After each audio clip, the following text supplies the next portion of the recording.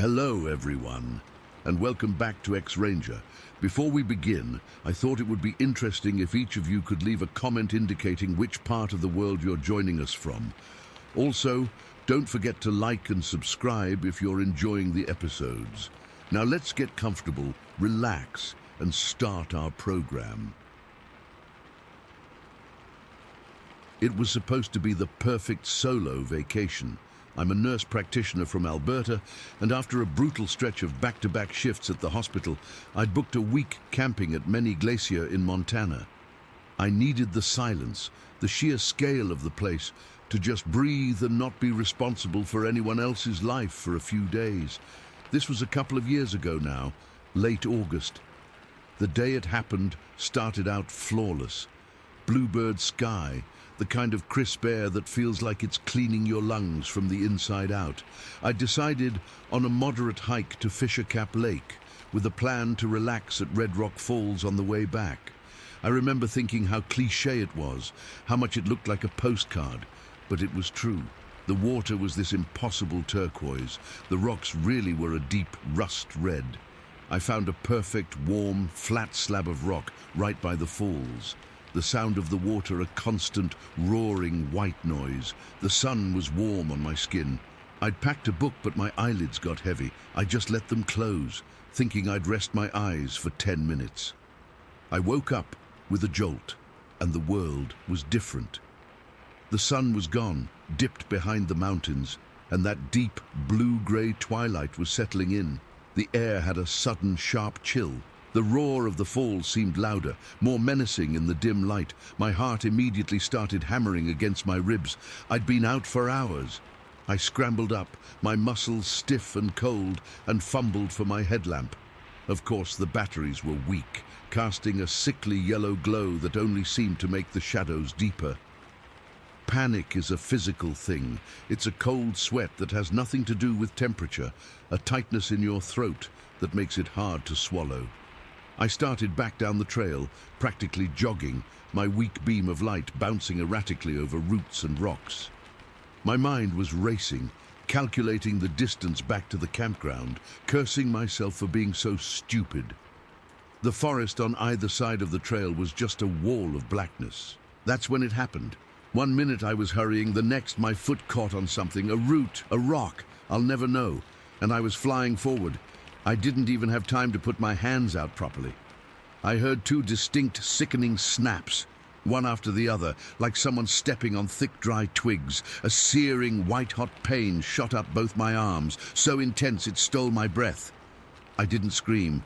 I couldn't. I just made this choked, gurgling sound. The momentum from the fall didn't stop. I pitched forward, off the side of the trail, tumbling down a short, steep embankment.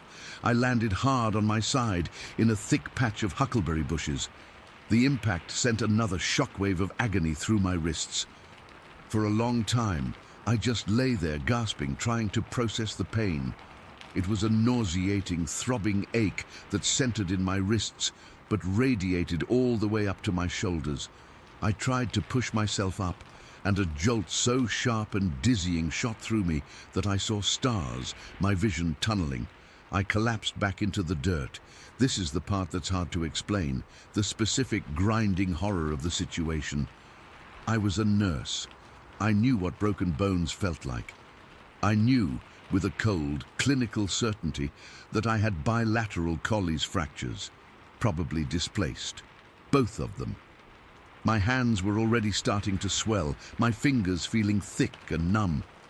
I was lying in a ditch, hidden from the trail by the bushes. The roar of Red Rock Falls was so loud, it was a physical pressure in my ears. I tried to yell, to scream for help, but my voice was a pathetic, thin squeak, lost in that monumental noise.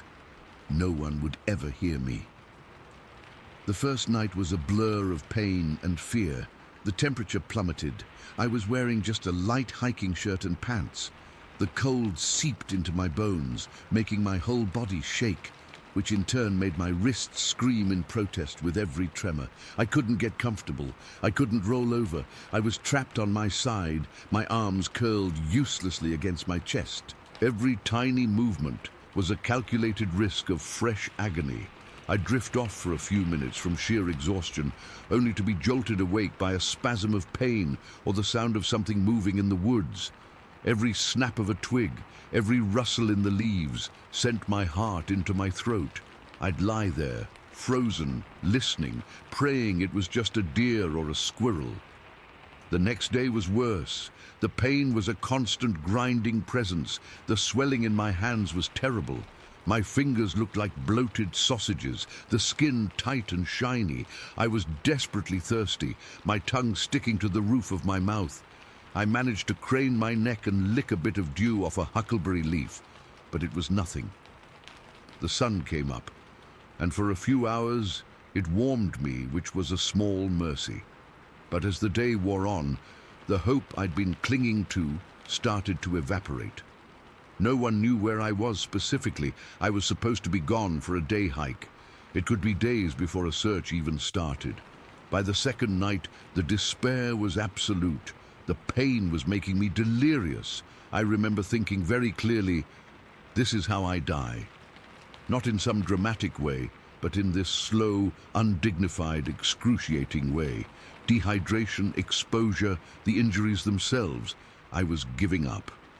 I remember closing my eyes and just wanting it to be over. The fear was still there, but it was muted, buried under a thick layer of exhaustion and hopelessness. It was on that second night at dusk that everything changed. I heard it before I saw it. A heavy, rhythmic crunching sound moving through the forest. It wasn't the light, skittering steps of a deer. This was weight, substantial, deliberate weight. My whole body went rigid. I held my breath, my ears straining over the waterfall's roar. The sound was getting closer. Branches were snapping, not accidentally, but being pushed aside. Then I saw a shape emerging from the deep shadows between the trees. It was huge. My first frantic thought was grisly. My blood ran cold. This was it. This was how it would end. But as it moved closer, stepping into a small patch of faint light, my brain stuttered, refusing to process what I was seeing. It was walking upright, fully upright, on two legs. It had the general bulk and shaggy, dark brown fur of a bear, but the proportions were all wrong. The legs were too long, the arms hung down, swinging slightly as it moved. And the face, it wasn't a bear's face. It was flatter, with a prominent brow ridge, but underneath that, there was a suggestion of something almost human, not like a person, God no, but the structure of it was wrong for a bear. The eyes were what held me. They were dark, intelligent, and they were fixed directly on me. I was paralyzed, a silent scream trapped in my chest. I was sure I was hallucinating from the pain and dehydration. This was a fever dream, a final nightmare before the end. It stopped a few feet away from me, and the smell hit me. A powerful wild odor, like damp earth, old fur, and something else, something musky and primal. It was so tall it blocked out the sky. It knelt down. I squeezed my eyes shut, waiting for the blow, the teeth. Nothing happened. I forced my eyes open. It was just looking at me. Its head tilted slightly. It didn't make a sound. Then it lifted one of its hands. It was huge with long, thick fingers, but they moved with a strange, deliberate grace. In its palm was something. It looked like a rough, dark cake, about the size of my fist, studded with berries. It made a low, rumbling sound in its chest. Not a growl, more like a hum. It brought its hand closer to my face. I flinched back, a fresh wave of pain shooting through my arms. It paused, then made the sound again, softer. It was offering it to me. My nurse's brain, even through the terror and the pain, was still ticking over. I was dying. This thing, whatever it was my only variable, my only chance. I let my mouth fall open. I was too weak, too broken to do anything else. It gently placed the cake against my lips. The texture was gritty, like compressed bark and fibers. The taste was overwhelmingly bitter, a sharp, acrid bitterness that made me want to gag. But underneath it was the sweet tang of crushed berries. I managed to chew once, twice, and then swallowed. The bitterness coated my throat. It watched me for a moment longer, then stood up and melted back into the trees as silently as it had arrived. I lay there, trembling, waiting for poison to take me, for my organs to fail, but that's not what happened. After maybe 20 minutes, a strange warmth spread through my body. The grinding, all-consuming pain in my wrists began to recede. It didn't vanish, but it dulled to a manageable deep ache. The fire was banked. The swelling. I could actually feel the swelling going down. The tight, stretched feeling in my hands lessened. My head, which had been pounding with a dehydration headache, cleared. The bitter taste. My mind, grasping for professional knowledge, landed on it. Salicylic acid, the active metabolite of aspirin, derived from willow bark. This thing had given me a primitive but incredibly effective analgesic and anti-inflammatory. I slept then, a deep, genuine, pain-free sleep for the first time since the fall. The next day, I felt different. Still weak, still badly injured, but the edge of death had been pulled back. I could think. I could move my head without wanting to vomit from the pain. I spent the day in a state of surreal calm, occasionally nibbling on more of the bitter cake it had left beside me. I didn't see the creature, but I felt its presence. I'd catch a glimpse of massive movement in the periphery of the forest, or I'd hear that distinctive, heavy tread. I wasn't afraid of it anymore. The fear had been replaced by a profound, bewildered awe. As dusk approached again, it returned. It stood over me, and this time it didn't hesitate. It bent down, and with an impossible gentleness, it slid one of its massive arms under my back and the other under my knees. Its fur was coarse, thick, and surprisingly warm. It lifted me as if I weighed nothing. My head lolled against its chest, and I could feel the deep, powerful rhythm of its heartbeat, a slow, steady drum against my ear. It smelled of the forest, of pine and loam and wildness. It began to walk, carrying me effortlessly through the dense woods. It didn't follow the trail. It moved in a straight line, navigating terrain I never could have, stepping over fallen logs and pushing through thickets as if they weren't even there. I was too stunned, too weak, to do anything but lie there in its arms. The world passed by in a dark, blurry dream. After what felt like an hour, maybe more, I saw lights through the trees, electric lights. We emerged from the tree line at the edge of a clearing. I recognized it. It was the ranger's cabin near the main parking lot for Many Glacier. We were at the edge of the woods, maybe 50 yards from the cabin's porch light. The creature stopped. It carefully, so carefully, set me down on the soft grass, propping me up against the trunk of a large pine tree. I could see the warm yellow light of the cabin window. I could see a person moving around inside. Safety, it was right there. It stood over me for one last moment. Then it tilted its head back, filled its massive lungs, and let out a sound. It wasn't a roar. It wasn't a growl. It was a howl, but unlike anything I've ever heard. It was deep, guttural, layered, a sound that seemed to tear at the fabric of the night itself. It was horrific and beautiful at the same time, a primeval scream that vibrated in my teeth and bones.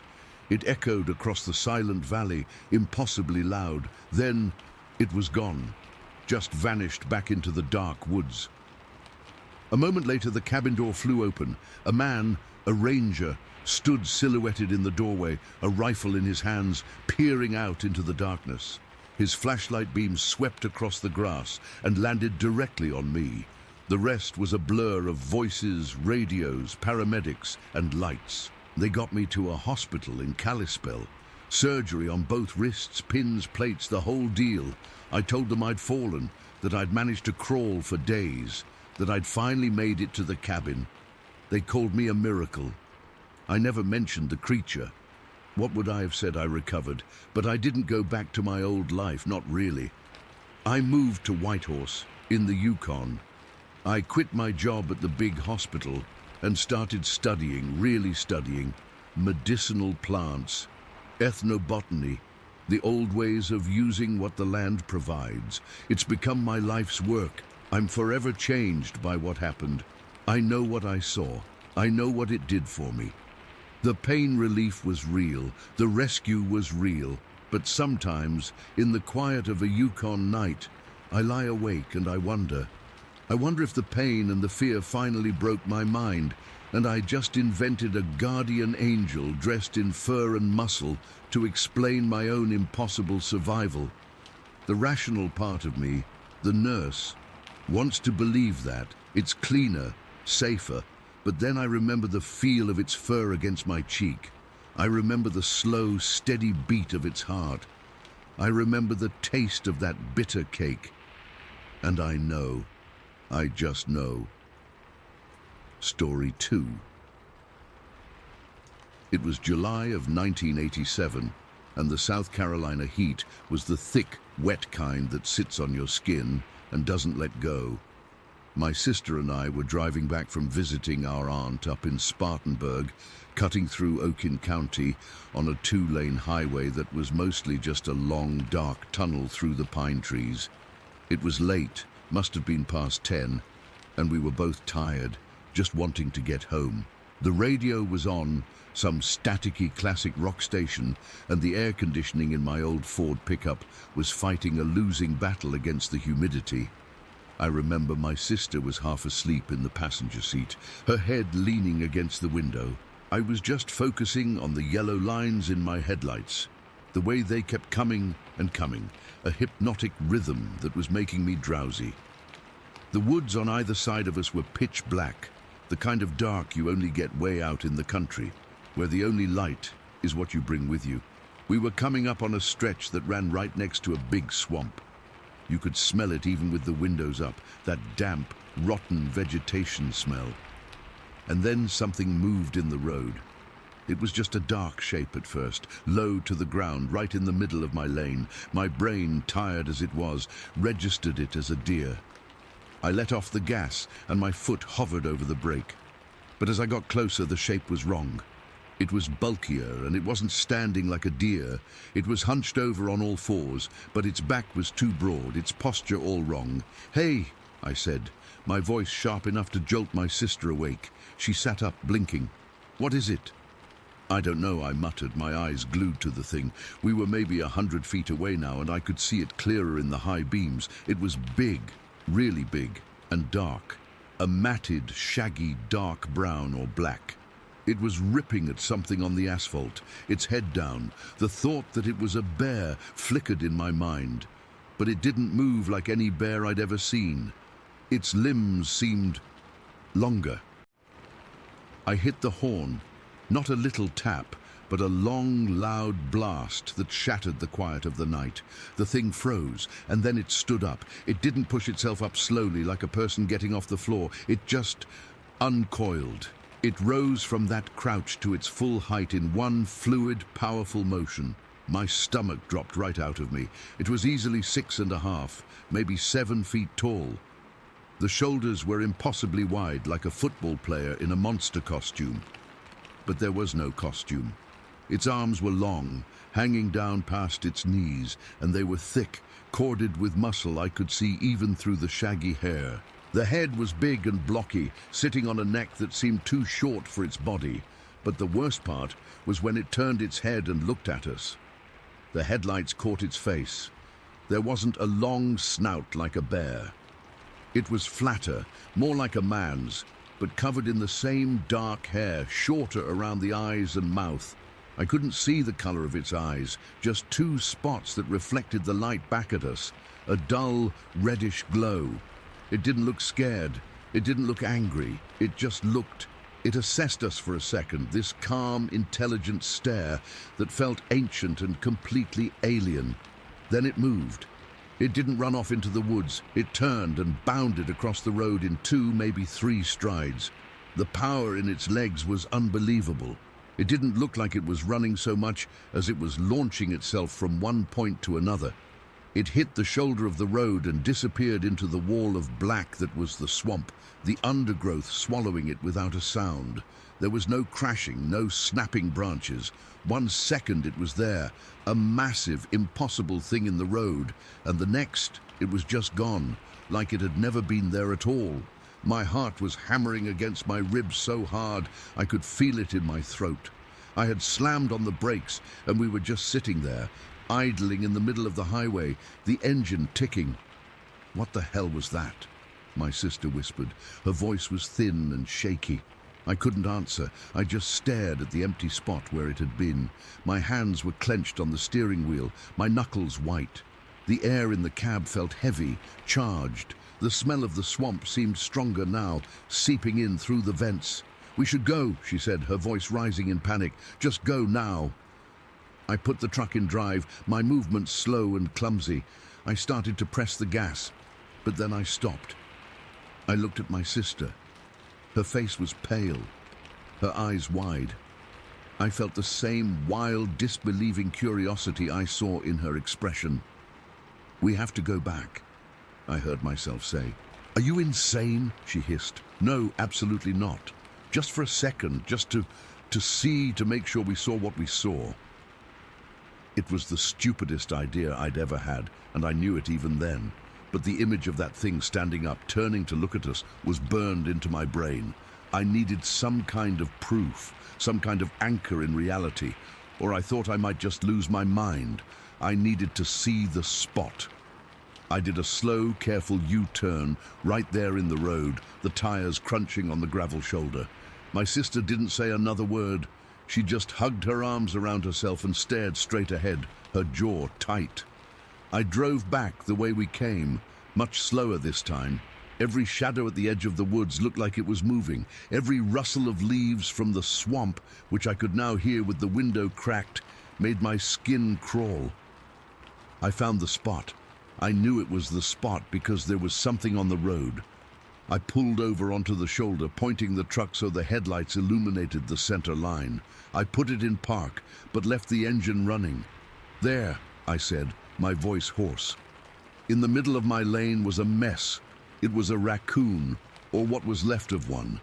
It had been torn apart, not just hit by a car, but actively ripped open. Guts were strewn across the asphalt, glistening in the headlights. The fur was matted with blood and dirt. And around it, in a wide, disturbed area, the road was wet. It wasn't from rain, it was like something big and wet had been kneeling there. "That's what it was eating," my sister said, her voice a horrified whisper. I just nodded. The reality of it hit me like a physical blow.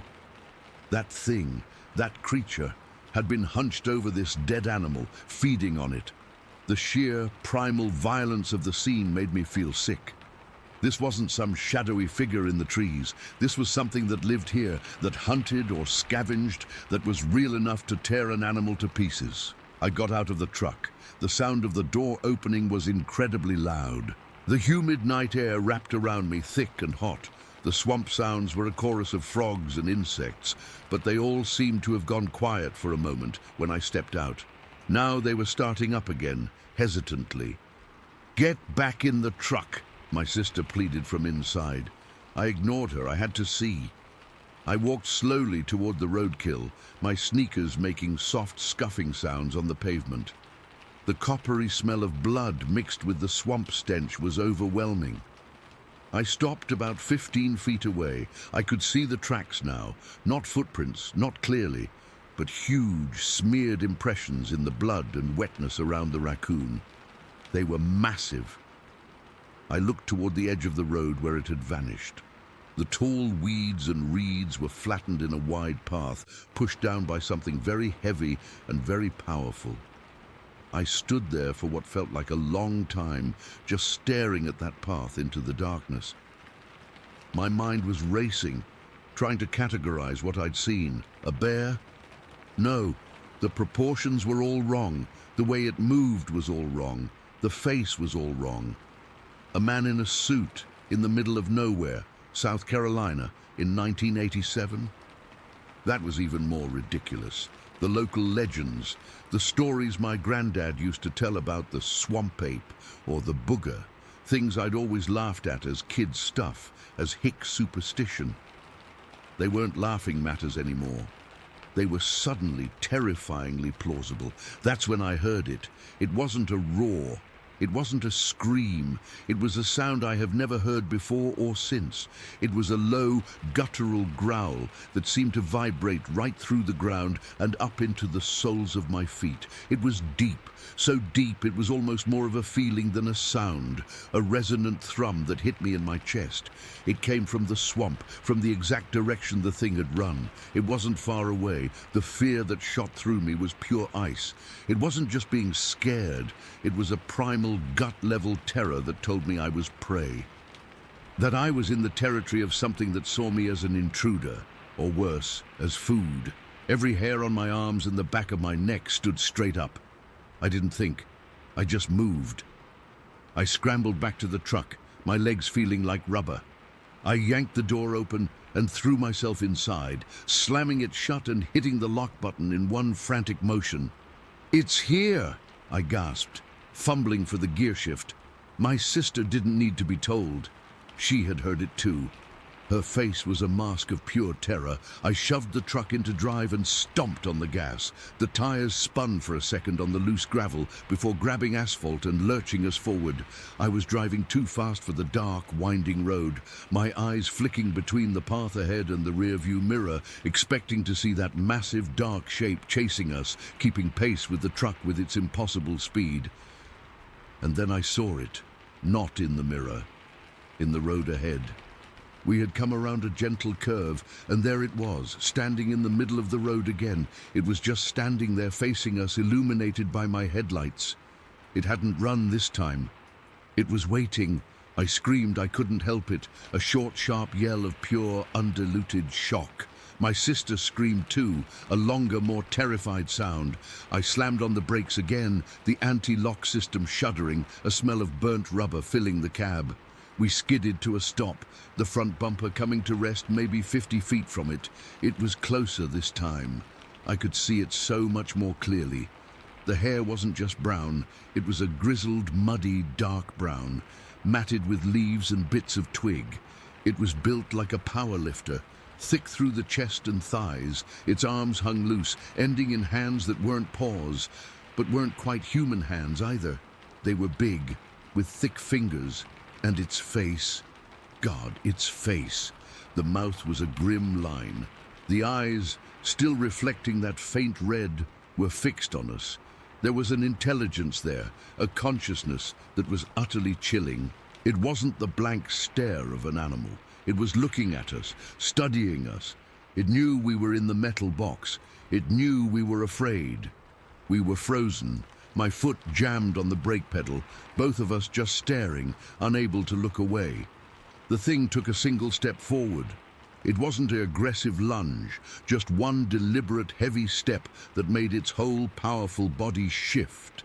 It was a gesture of dominance. It was saying, "This is my place. You do not belong here." Then it tilted its head back slightly, and it made that sound again, that low, vibrating growl. This close, it was deafening. I could feel it in my teeth. It wasn't meant to scare us away. It felt like a warning, a final warning. And then, as suddenly as it had appeared, it turned, and with that same unnerving, explosive speed, it leaped off the road. It didn't run into the swamp brush. It cleared it in a single bound, vanishing into the darkness without a sound. I didn't wait. I stomped on the gas, and the truck leaped forward. I didn't slow down for curves, I just drove, my heart trying to beat its way out of my chest. I didn't look in the mirror again. I just focused on the road ahead, on getting away from that place, from that thing. My sister was crying quietly next to me, her hands over her face. We drove the rest of the way home in total silence. We didn't turn the radio back on. We didn't talk about it. We just drove, wrapped in our own private, shaking horror. We never reported it. Who would we tell? The police. They'd think we were drunk or crazy. A newspaper?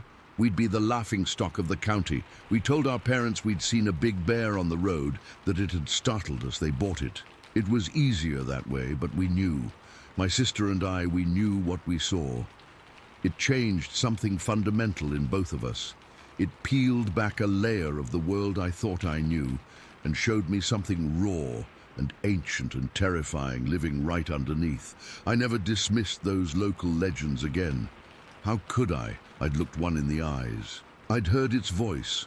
I still dream about it sometimes, about standing on that dark road, feeling that growl in my bones, and seeing it take that one step forward, a king in its domain, letting the trespassers know they were only there on its sufferance.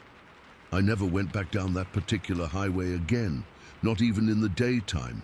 Some doors, once you open them, you can't ever close, and some things, once you see them, you can't ever unsee. Story 3. I was 16 years old. It was the middle of summer, and my parents had driven me up to stay with my aunt and uncle for a week in this place called Hump Tulips. It's not a town, really. Just a wide spot in the road in Washington State, out near Bowes Road. Their house was isolated. That's the only word for it. It was an old, 2-story wooden place, painted a fading white, and it sat at the end of a long gravel driveway that felt like it went on forever through the trees. On all sides, it was just forest. Thick, dark, Pacific Northwest forest that seemed to swallow the daylight. I remember thinking it was cool at first, like something out of a movie, all quiet and peaceful. That feeling didn't last. The day it happened was a normal day. We'd had a barbecue. I'd helped my uncle chop some firewood. The usual stuff.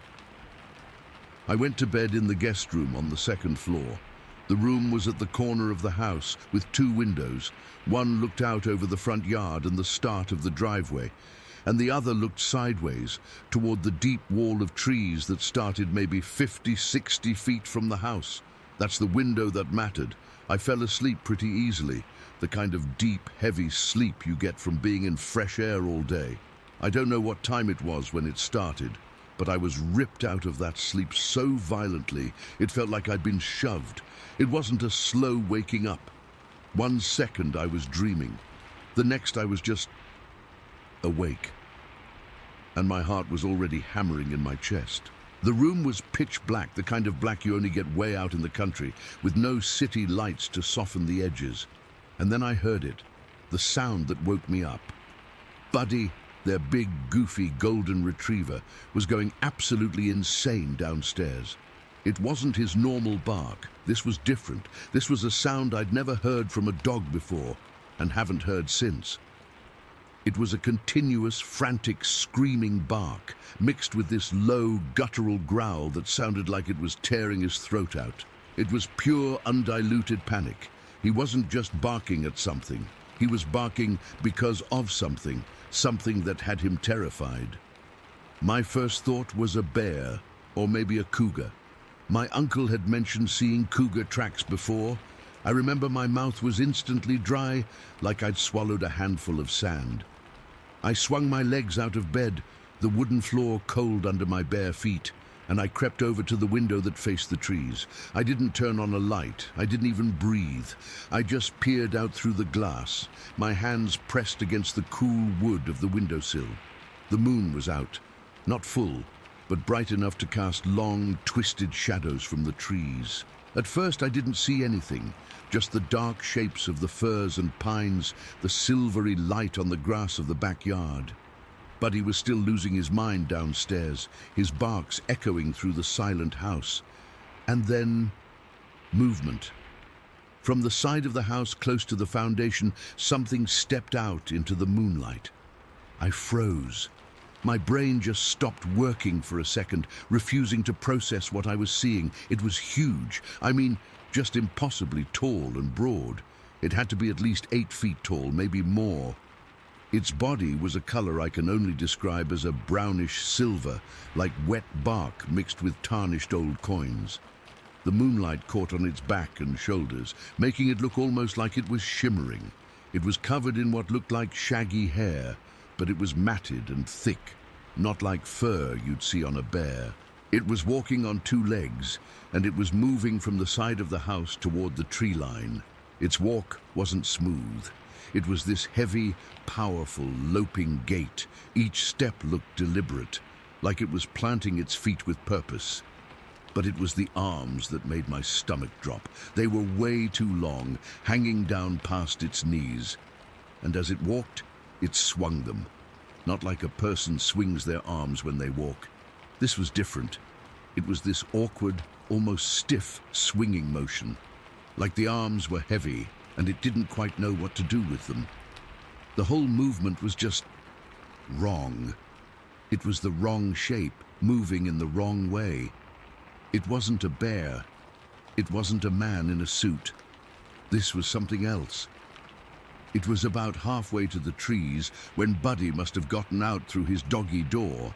I heard the frantic scrabbling of his claws on the deck downstairs, and then he came tearing around the corner of the house, a blur of golden fur, still barking that horrible, scared bark.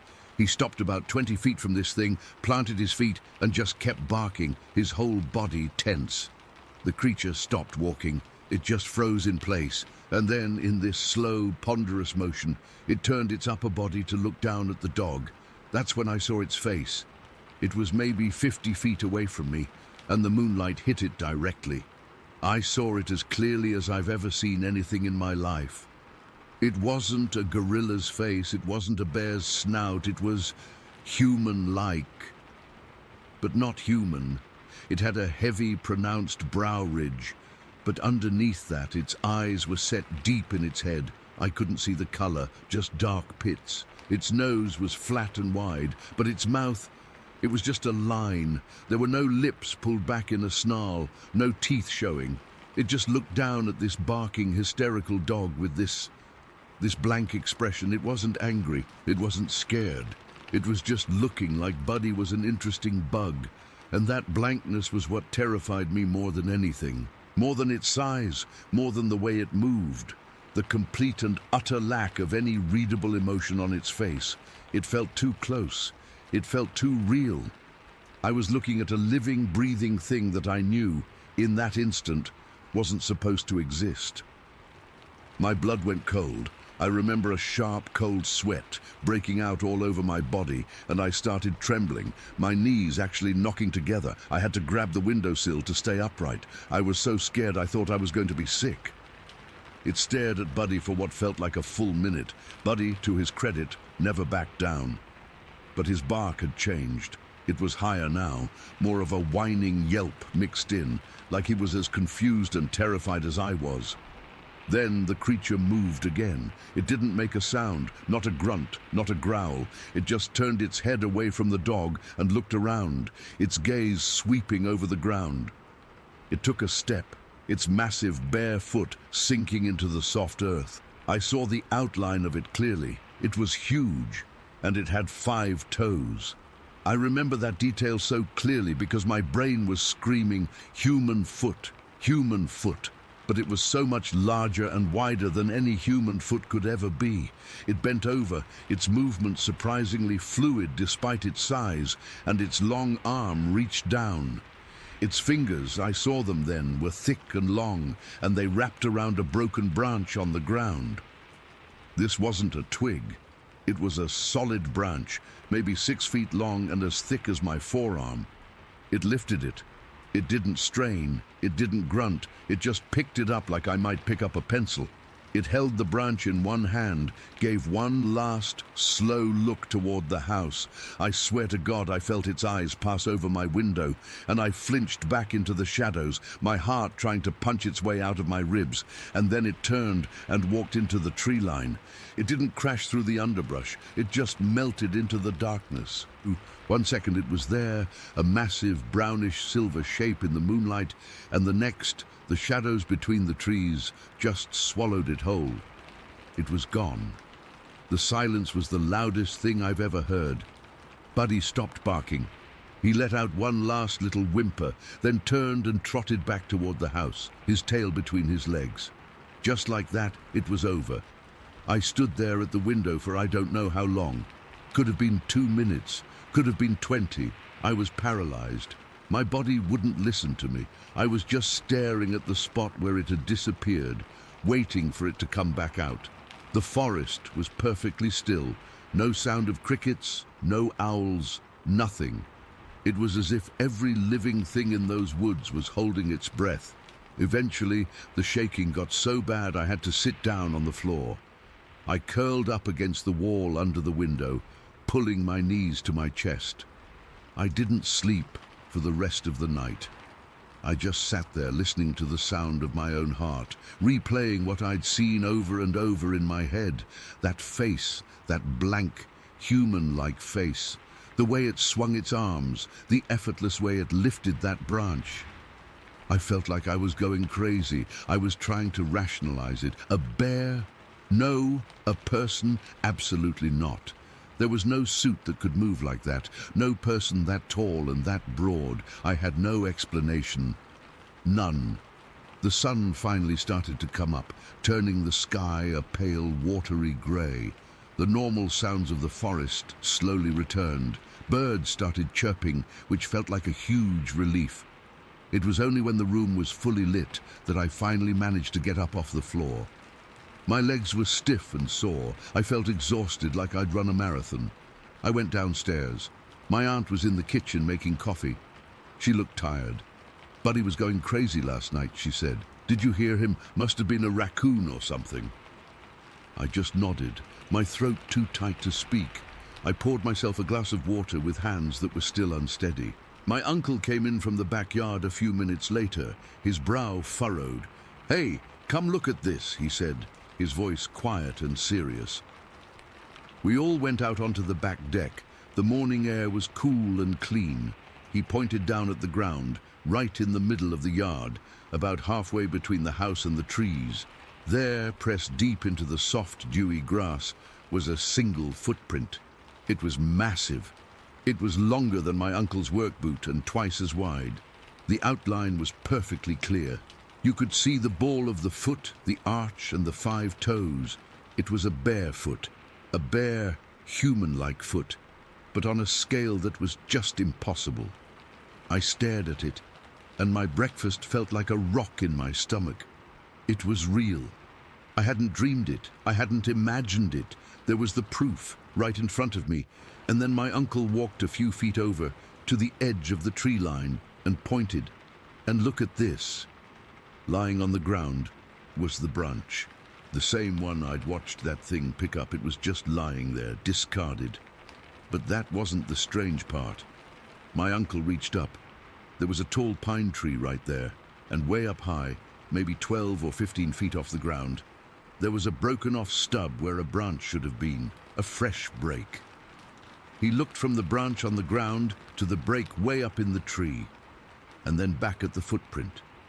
He didn't say anything for a long time.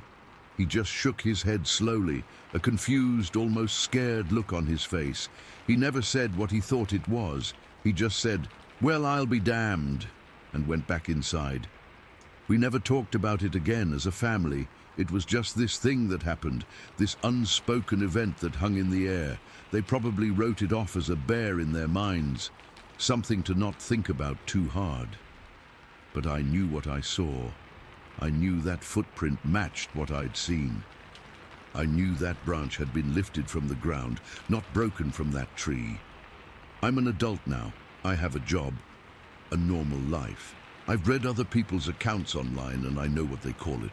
And in a weird way, after the terror faded, I started to feel, I don't know, privileged isn't quite the right word, but it's close. I saw something rare and wild and secret. I got a glimpse into a world that isn't on any map, but the memory still chills me. It's not the size or the strength that haunts me.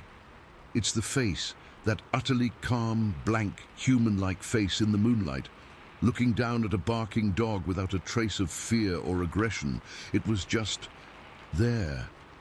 And sometimes, when I'm in a quiet place, or when I wake up in the middle of the night for no reason, I see it again.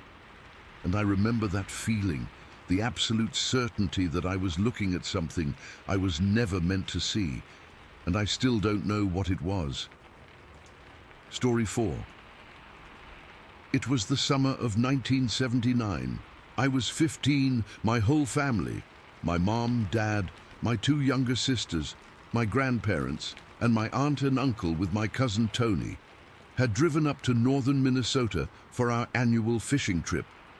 We were staying on a big, rickety old houseboat on a chain of lakes up near the Canadian border. I'm talking about places like Lac Leroy, Rainy Lake, Saginaga Lake. It's a whole different world up there. The water is dark, like black tea, and the forests come right down to the edge, so thick and deep you can't see 10 feet into them. The day it started was just a normal day. Hot, humid, the air thick with the smell of pine and lake water. Tony and I were bored. He was a year older than me, 16, and we'd already fished off the houseboat until our arms were tired. We decided to take the little aluminum boat, this beat-up old thing with a small electric trolling motor, and go exploring. My grandpa saw us getting ready to go and came out onto the deck of the houseboat. He had this serious look on his face, the one he usually reserved for checking the weather for storms. "You boys stick to the main channels," he said, his voice low and gravelly. "This ain't the lake back home. These waterways, they twist and turn. You get back in those bays, and you'll get lost quicker than you can spit. And there's things in these woods, just old stories, but you mind yourselves. Be back before dark." We nodded, of course, but we were 15 and 16. We thought we were invincible. His warning just made the adventure more exciting. We shoved off, the aluminum boat rocking unsteadily under our feet. The electric motor was almost silent, just a low hum as we puttered away from the houseboat, the sound of our family laughing and talking fading behind us. We did what teenagers do. We ignored his advice almost immediately. We found a narrow inlet, barely wide enough for the boat, and turned into it. The sunlight disappeared, blocked out by the canopy of pine and cedar. It got cold, a damp, deep in the woods cold that made the hairs on my arms stand up. The water was so still it looked like oil. We followed this channel for what felt like an hour until it opened up into a small, hidden cove. On one side was a steep rock cliff, maybe 30 or 40 feet high, covered in scraggly trees and moss. "Let's climb it," Tony said, and that was that. We tied the boat to a fallen log and started up. It wasn't a technical climb or anything, just scrambling on hands and feet, grabbing onto tree roots and juts of rock. The rock was cold and gritty under my fingers. About halfway up, I had to stop to catch my breath. I was leaning against the rock face, and that's when I felt it. It's hard to describe. It wasn't a sound, it was a feeling, a pressure, like the air itself got heavier. It was this deep, ancient kind of quiet, but it wasn't peaceful. It felt watchful, like everything in the woods had just stopped to look at us. I felt a cold trickle of sweat run down my back, even though I was out of the sun. I looked around, and that's when I saw the trees. Not all of them, just a few pines near the top of the cliff. Their tops were bent over, twisted into these perfect, sharp-angled shapes, like someone had taken the top few feet of the trunk and just folded it over at a 90-degree angle. It wasn't natural. I'd never seen a tree grow like that. I pointed them out to Tony, who was a few feet above me. "Weird," he grunted, and kept climbing. I looked away for a second, down at our boat looking tiny and fragile below. And when I looked back, I couldn't find the bent trees. I scanned the tree line, but they were gone. Or they were just normal trees now, I don't know.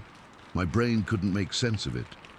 I told myself it was a trick of the light, my eyes playing games from staring at the rock face too long, but that feeling, that heavy, silent watching, didn't go away. We got to the top, looked out at the view for about 2 minutes, and then, without even talking about it, we both started climbing down twice as fast as we'd gone up. We just wanted to be back in the boat, out on the open water. The rest of the afternoon was normal. We fished, we caught a few smallmouth bass. The weird feeling from the cliff slowly faded. By the time we got back to the houseboat for dinner, we'd mostly forgotten about it. We were just two kids who'd had a fun day exploring. After dinner, as the sun was setting, painting the sky in oranges and purples, Tony got the idea. "Let's go night fishing." just off that little island we saw yesterday, for walleye. My dad thought it was a great idea. Take the lantern, he said, and the big flashlight, and for God's sake, stay together. So, as full dark settled in, we loaded our gear back into the aluminum boat and puttered out to a small rocky island about a 5-minute ride from the houseboat. It wasn't a real island, more like a big lump of granite with a few stunted trees on it, connected to the mainland by a thin, boggy land bridge that was mostly underwater. You could only really see it in the daytime. We pulled the boat up onto a gravelly beach on the far side of the island, away from the houseboat lights. We set up our rods and a gas lantern that hissed and threw a wobbly circle of bright white light around us. Beyond that circle was just absolute, pitch black. You couldn't see your hand in front of your face. The lake was like glass, reflecting the stars, and it was so quiet. Just the hiss of the lantern and the occasional plop of a fish rising. We fished for maybe an hour. We'd caught a couple of decent walleye and had them on a stringer in the water, tied to a rock. We were sitting there, not talking much, just enjoying the night, when the first sound came. It was a splash, but not a fish splash. This was a heavy, solid splash, like someone had thrown a big log into the water. It came from the direction of the land bridge, off in the darkness beyond our little circle of light. Tony and I both froze, our lines forgotten. We looked at each other. His eyes were wide. "Moose!" he whispered. I just shook my head. I didn't know. It didn't sound right. Then we heard it again. Another heavy splash, closer this time, and then another. They were rhythmic. Splash, silence, splash, silence. It was moving, parallel to the shore, just outside the reach of our light. Then the splashing stopped, and we heard the footsteps. They were on land, on the island with us. They were heavy, crunching steps on the gravel and dry pine needles, not the light, skittering steps of a deer or a raccoon. This was a weight, a real, solid, bipedal weight. Crunch, crunch, crunch. It was walking slowly, deliberately, through the trees on the other side of the island. We couldn't see anything, just blackness, but we could hear it circling us. My heart was hammering against my ribs so hard I thought it would break them. I could feel my pulse throbbing in my neck, in my temples. My mouth was completely dry. I couldn't move. I was just frozen on that rock, listening to this thing walk around us in the dark. Tony had the big flashlight, a heavy metal mag light, and his knuckles were white where he was gripping it. He hadn't turned it on. We were both too scared to even draw attention to ourselves with the light. The footsteps stopped. The silence that followed was worse. It was a listening silence. It was waiting. Then, from the forest, maybe 50 feet away, we heard a sound I will never, ever forget. It was a low, deep, guttural huff. It wasn't a growl. It wasn't a roar. It was a huff, like the air being forced out of a giant set of lungs. It was a sound of pure power, and it carried so much, I don't know, menace, primordial threat.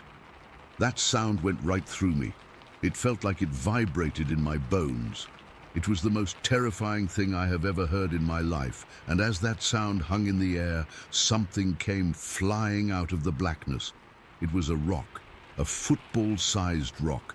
It wasn't thrown in a high arc. It was launched on a line, low and fast. It didn't come at us, thank God. It smashed into the water about 20 feet from shore with a loud, violent kerplunk, sending a huge plume of water into the air. That broke the spell. We didn't say a word. We didn't need to. We just moved. It was pure, blind animal panic. We scrambled for the boat, yanking the anchor up, not even untying the stringer of fish, just fumbling with the electric motor. My hands were shaking so bad I could barely get the plug into the battery. Tony was just shoving us off from the shore with an oar. I finally got the motor going and cranked the handle to full speed. The little motor whined, pushing us away from that island. We didn't look back. We just stared ahead, at the tiny, distant lights of the houseboat, willing ourselves toward it. The trip back felt like it took a year. Every shadow on the water looked like a head. Every little wave against the hull sounded like a pursuing splash. We crashed into the side of the houseboat, scrambling up the ladder, babbling. Our parents were annoyed at first, thinking we were just messing around, but they saw our faces. We were white as ghosts. We were trembling. We tried to explain. The footsteps, the huff, the rock. My dad and uncle grabbed their own big flashlights and scanned the water around the island, but they didn't see anything. Of course they didn't. They told us it was probably a bear, that we'd spooked it, that the rock was just our imaginations. We didn't sleep. Tony and I shared a bunk, and we just lay there in the dark, listening to every creak of the houseboat, every lap of water. I was still keyed up. My nerves shot. I needed to see something normal. I needed to see that the world was still the same. I got up and went to the small window at the front of the houseboat, the one that looked back towards the island. The moon was out now, a big, bright three-quarter moon that silvered the lake and the shoreline. I stared out at the dark shape of the island, and that's when I saw it. Across that boggy land bridge, the one that was mostly submerged, something was moving. It was a silhouette, black against the moonlit water. It was tall, so incredibly tall and broad. It was walking upright on two legs through the shallow water and the cattails at the edge of the land bridge. The cattails came up to its waist. Its waist! On a man, they'd be up to his chest. This thing was massive. It had a conical, almost pointed head, and its arms swung as it walked with a powerful, purposeful stride. It didn't look around. It just moved from one patch of forest across the land bridge and disappeared into the trees on the other side. It was there for maybe 5 seconds. Then it was gone. I couldn't even breathe. I just stood there, my forehead against the cool glass, my whole body gone cold. The next morning, my dad and uncle went back to the island to get our fishing rods and the lantern we'd left behind in our panic. They came back looking confused. They had our gear, but they also had our stringer. The metal clip was still tied to the rock, just like we'd left it, but the fish were gone, not eaten, not chewed on, gone. The stringer line was snapped clean, not frayed, not broken. It was a clean snap, like it had been cut with wire cutters. That's when I knew it wasn't a bear.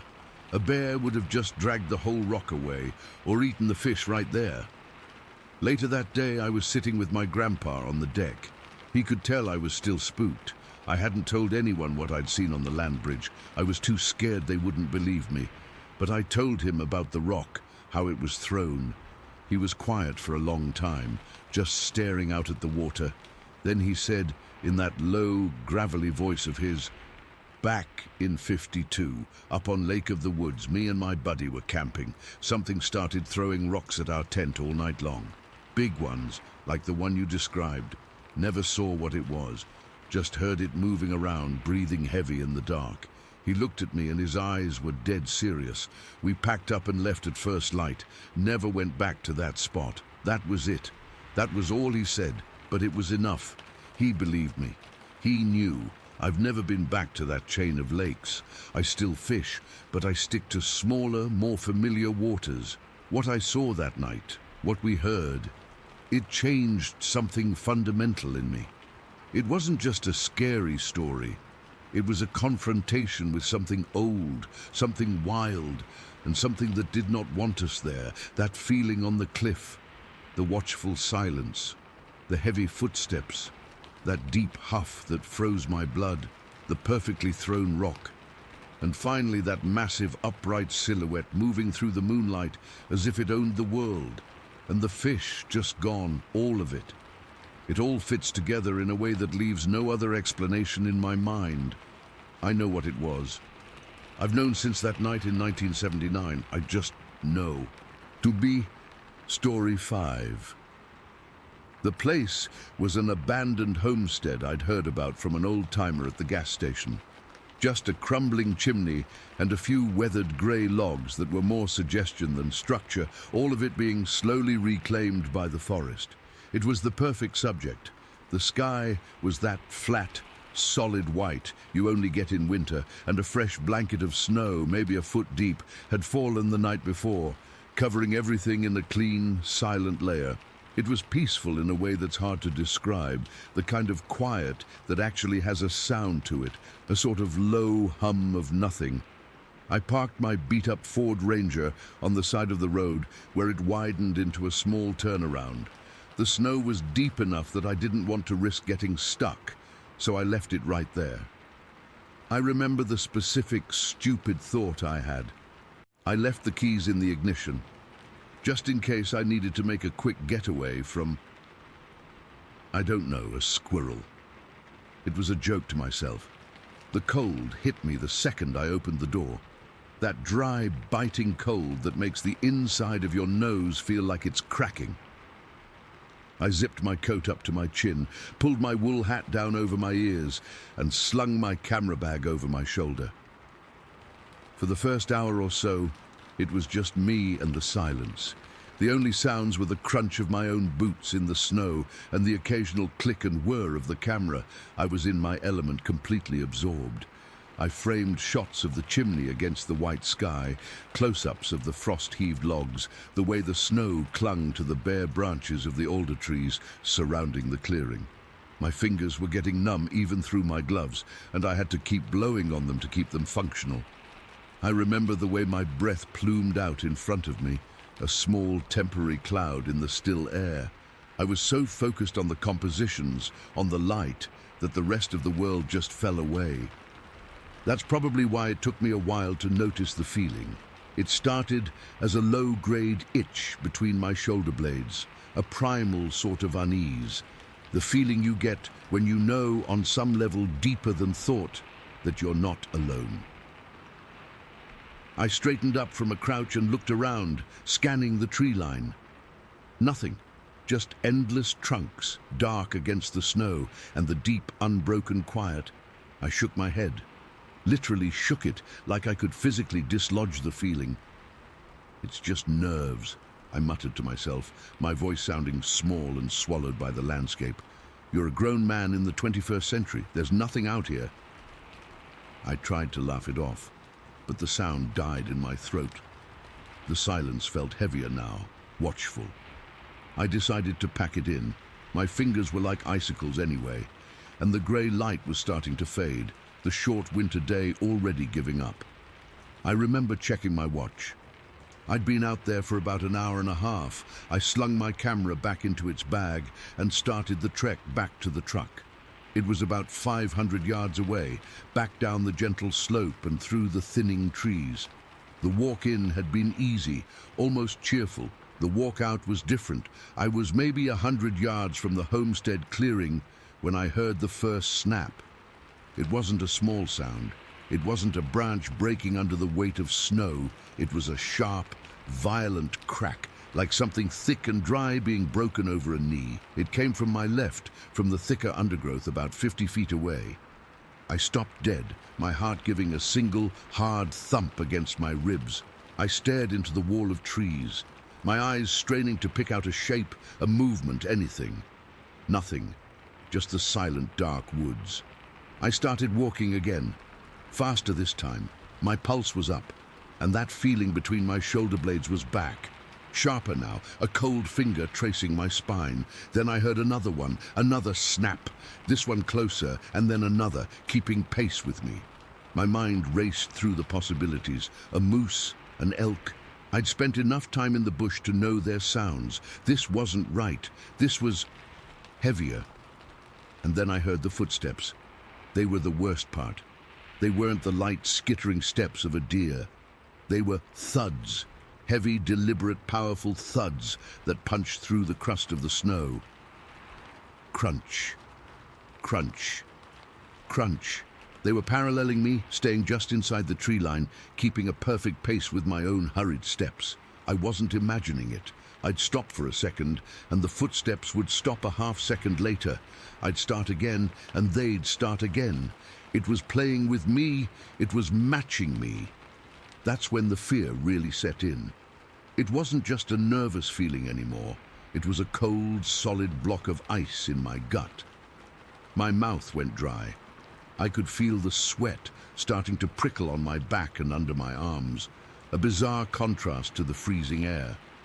I picked up my pace to a fast walk, almost a jog, but the snow was knee-deep in places, and it was exhausting, like running in a nightmare. Every step was a struggle, my boots plunging down, the snow grabbing at my legs. The thing in the trees, whatever it was, had no such trouble. Its footsteps remained steady, rhythmic and loud. They were getting closer. Then I heard the grunting. It was a low, deep sound, a guttural vibration that seemed to come from the earth itself. It wasn't a growl, not like a bear. It was different, deeper, more resonant. It was a series of short, powerful exhalations. Huh, huh, and each one coincided with a footstep. The sound was so primal, so utterly foreign, that my brain just short-circuited. This was no animal I had ever encountered, no animal that belonged in any forest I knew. My rational mind was screaming bear, moose, anything, but my gut, my entire nervous system was screaming back that this was something else. I gave up on trying to be quiet or cautious. I started to run. It was a clumsy, panicked, gasping run. I was crashing through the snow, my lungs burning from the cold air and the sheer blinding terror. I could hear it keeping pace with me easily, its footsteps now crashing through the underbrush, no longer trying to be stealthy. I risked a glance over my shoulder and saw movement. Not the thing itself, but the trees themselves seemed to be shaking, their upper branches whipping back and forth as something massive moved through them just out of sight. Snow was raining down from the disturbed branches, creating a hazy, chaotic curtain in the fading light. The truck. All I could think about was the truck. The green metal of my Ranger was the only thing in the world that mattered. I could see it now, a vague shape through the trees, maybe 100 feet away. It felt like a mile.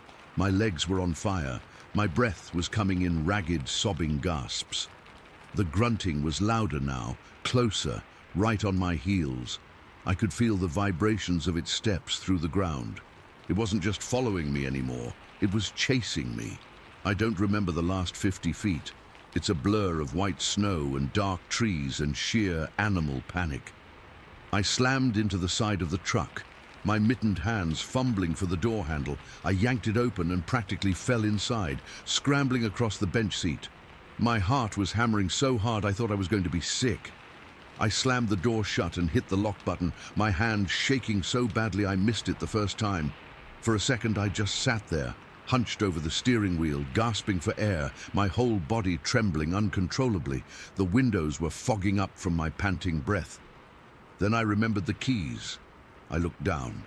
There they were, in the ignition. I sobbed with relief, a choked, ugly sound. I turned the key and the engine roared to life, a blessedly normal human sound. I threw it into drive and stomped on the gas, the tires spinning for a heart-stopping second before grabbing and lurching forward. I didn't look back. I couldn't. I just focused on the narrow track of the logging road, my knuckles white on the steering wheel. As I swung the truck around to head back the way I came, my headlights swept across the tree line where I'd just been. The beams cut through the twilight, illuminating the pines at the edge of the clearing. And I saw them. The tops of the younger, more flexible pines were whipping back and forth, swaying violently, as if something huge had just bulled its way through them and into the deeper darkness. Snow was still sifting down from their branches like glitter in the headlights. I didn't stop. I just drove, faster and faster, the truck bouncing and sliding on the rutted road until I finally reached the paved highway. I didn't feel safe until I saw other cars, other lights. The story doesn't end there, though. The fear didn't just go away. It festered. For 2 weeks, I barely slept. Every noise outside my house at night made me jump. I couldn't get the sound of those footsteps and that grunting out of my head. I had to know. I had to go back. I told myself it was a bear, a weird, aggressive bear, and I needed to prove it to myself. So I called a friend, a guy who'd spent his whole life in these woods, and I told him a sanitized version. I said I'd heard something big and wanted to go look for tracks. He agreed to come with me, probably sensing I was more spooked than I was letting on. We went back on a clear, cold day in early January. The snow was still deep, so we strapped on snowshoes. It was eerie being back there in the daylight. The homestead looked the same, peaceful and dead. We retraced my panicked path from the clearing to the road, and that's where we found it. About halfway along, right where the footsteps had been the loudest, right where the trees had been shaking, the forest was damaged. It wasn't just a few broken branches. Several young saplings, alders, and what looked like young hemlocks were snapped in half. Not chewed, not knocked over. Snapped. Cleanly. These weren't twigs. They were trees, maybe 6 inches thick, and they were broken at chest height. My chest height. As if something immensely strong had just walked through them without going around, just busting them out of its way. We stood there for a long time, just staring. There were no tracks. No bear prints, no moose prints, nothing. The snow was a smooth, unbroken blanket between the snapped trees. It was as if whatever did it had walked above the snow, or hadn't left a print we could recognize. My friend was quiet for a long time. He knelt down, examining one of the broken trunks, running his gloved hand over the splintered wood. He looked at the height of the break, then looked at me, his face pale and serious. He stood up, brushed the snow from his knees, and looked back into the dark, silent woods. "I don't know what kind of bear does that, man," he said, his voice low and steady, "and doesn't leave a single track. That's Sasquatch country right there." He said it so matter-of-factly, with such grim certainty, that all the air went out of me. He wasn't a guy who believed in fairy tales. He was a practical, lifelong hunter and woodsman, and he had no other explanation. We left right after that. I haven't been back since. I still have the photos from that day on an old hard drive somewhere. I've never looked at them. I don't need to. The memory of the crushing silence, the heavy, deliberate footsteps keeping pace with me, the deep, guttural grunts, and the sight of those thick saplings snapped in half like matchsticks. That's all burned into me forever. I went out there to take pictures of the past, and I ended up running from something that shouldn't exist, and sometimes, on a quiet winter night, I can still hear it. Story 6. I've never really shared this with anyone outside my family, and even then, most of them just brushed it off like it was nothing.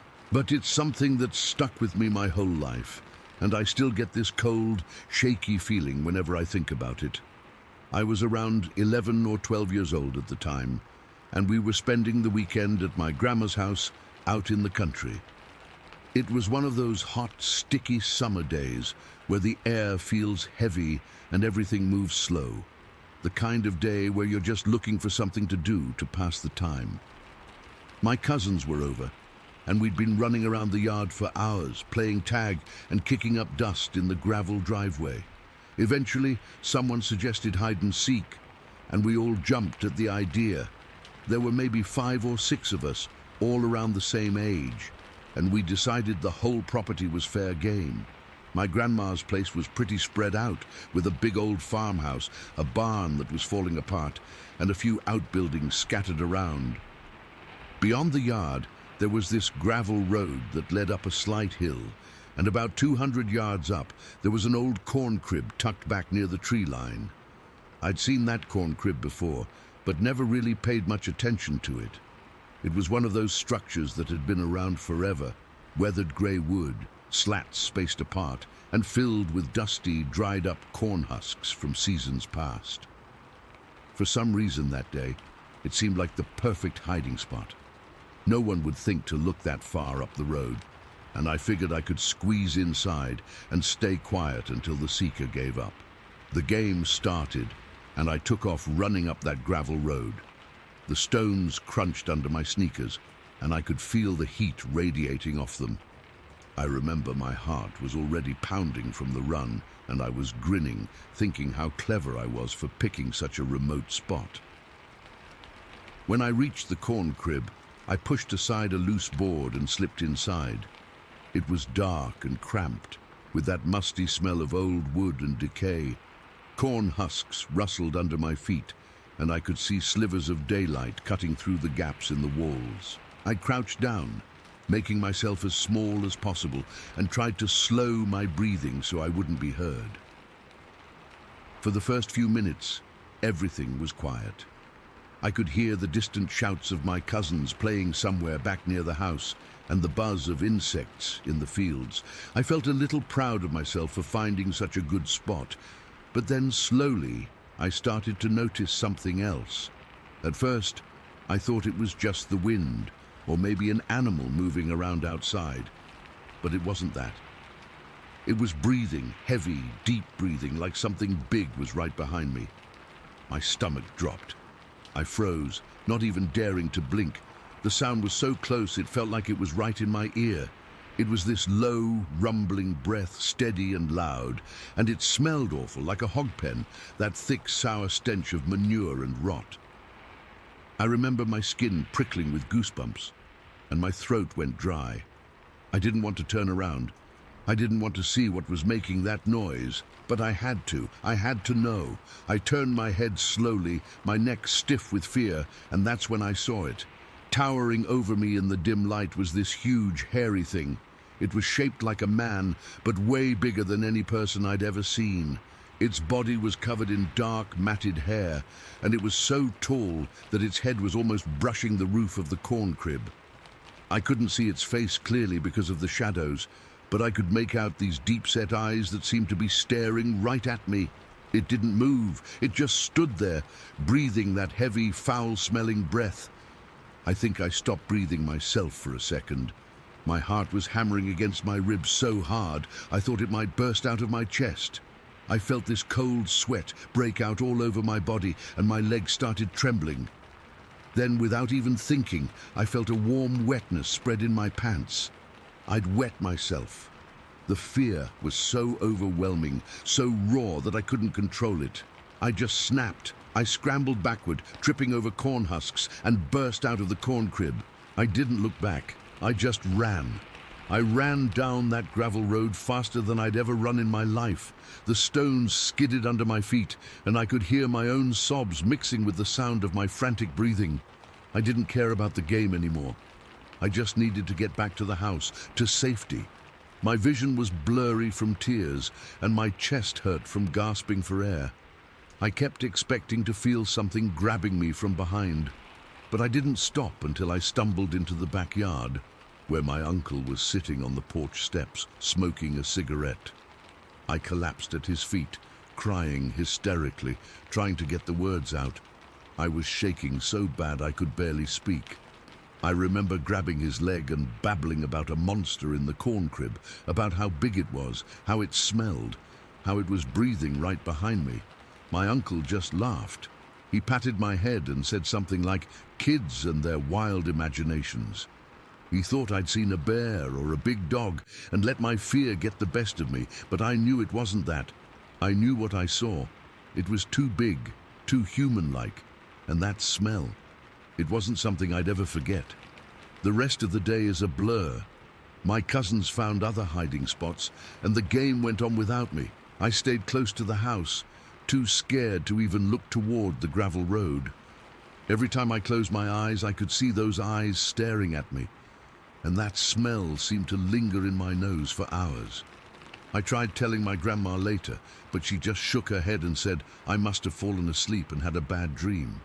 No one believed me, but I knew. I knew it was real.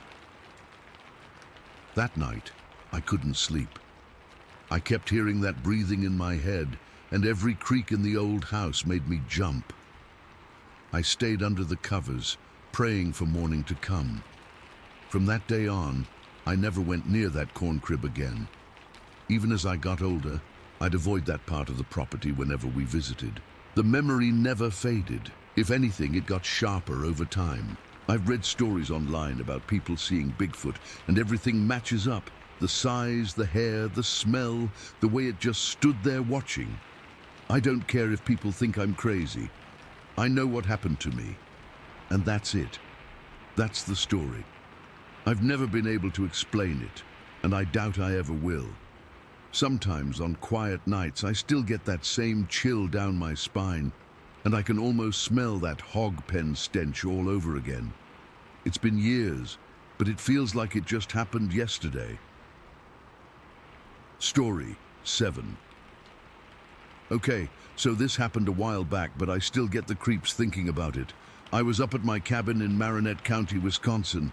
You know, that one I've got near a little stream out in the woods. It's usually my escape from everything, just quiet and peaceful. But that day, everything felt off from the start. I woke up early, around 7 in the morning, because I wanted to get some yard work done before it got too hot. The grass had gotten pretty long after a few weeks of rain, and I needed to cut it back. I've got this old push mower, not one of those fancy gas ones, just a simple manual thing that makes a whirring sound as you push it. The air was cool and damp, with that fresh, earthy smell you get after rain, and the stream was babbling softly in the background. I remember thinking it was going to be a good day, just me and the dogs, maybe some fishing later. I started mowing near the stream, where the grass is always a bit thicker and wetter. About an hour in, I caught this whiff of something nasty. At first, I thought it was just decay from the woods, maybe a dead animal or something, but it kept coming in waves. It was a strong, rotten odor, like spoiled meat mixed with something sweet and foul, almost like a garbage dump on a hot day. I stopped mowing and looked around, trying to pinpoint where it was coming from. I walked toward the tree line, but the smell seemed to drift with the breeze, never staying in one spot. It made my stomach turn a little, and I had to pause a few times to take deep breaths of clean air. I even checked my shoes, thinking I'd stepped in something, but nothing was there. The dogs were with me, just lounging in the sun, but they started acting weird too.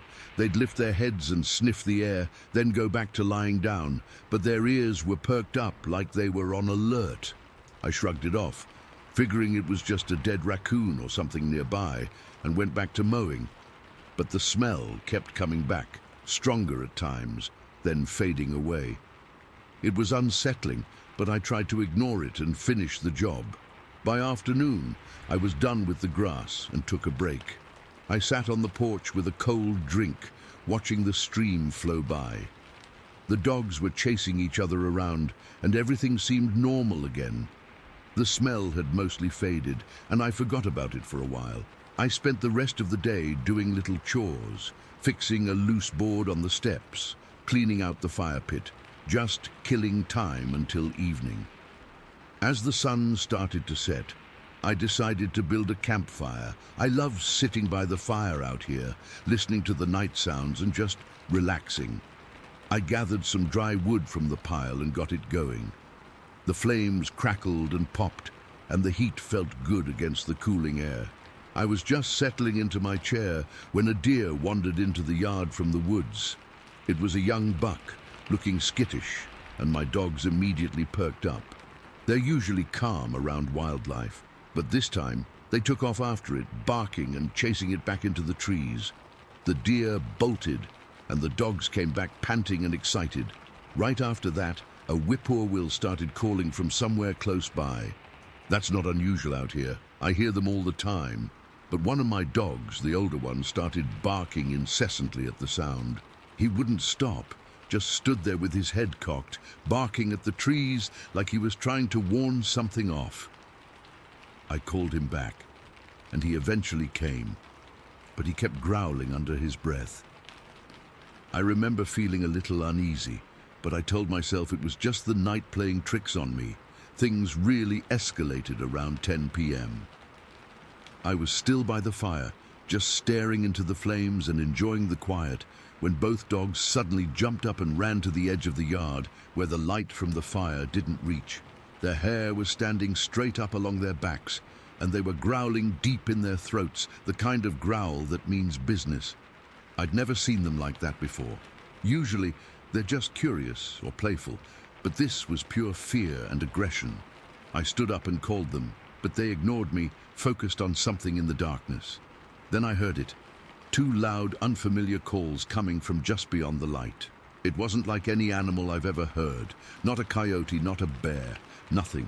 It was deep and guttural, almost like a roar mixed with a scream, but with this weird, echoing quality that made the hair on my arms stand up. The calls came about 30 seconds apart, and they kept going for what felt like forever. I counted at least 5 or 6 of them over a few minutes, each one sending a chill down my spine.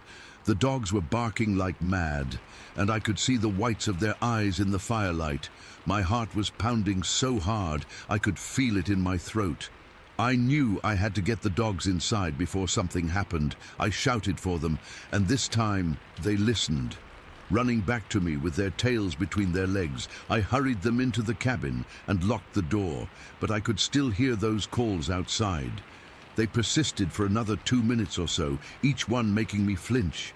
Then, between the calls, I heard something else, the sound of footsteps in the trees.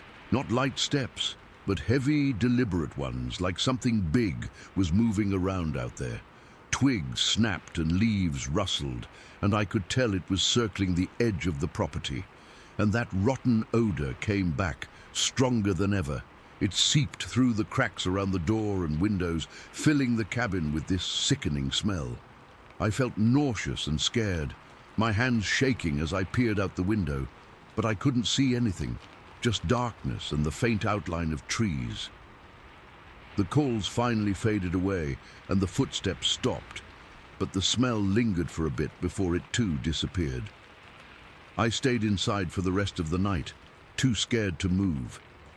I sat on the floor with my back against the door, listening for any more sounds, but everything was quiet.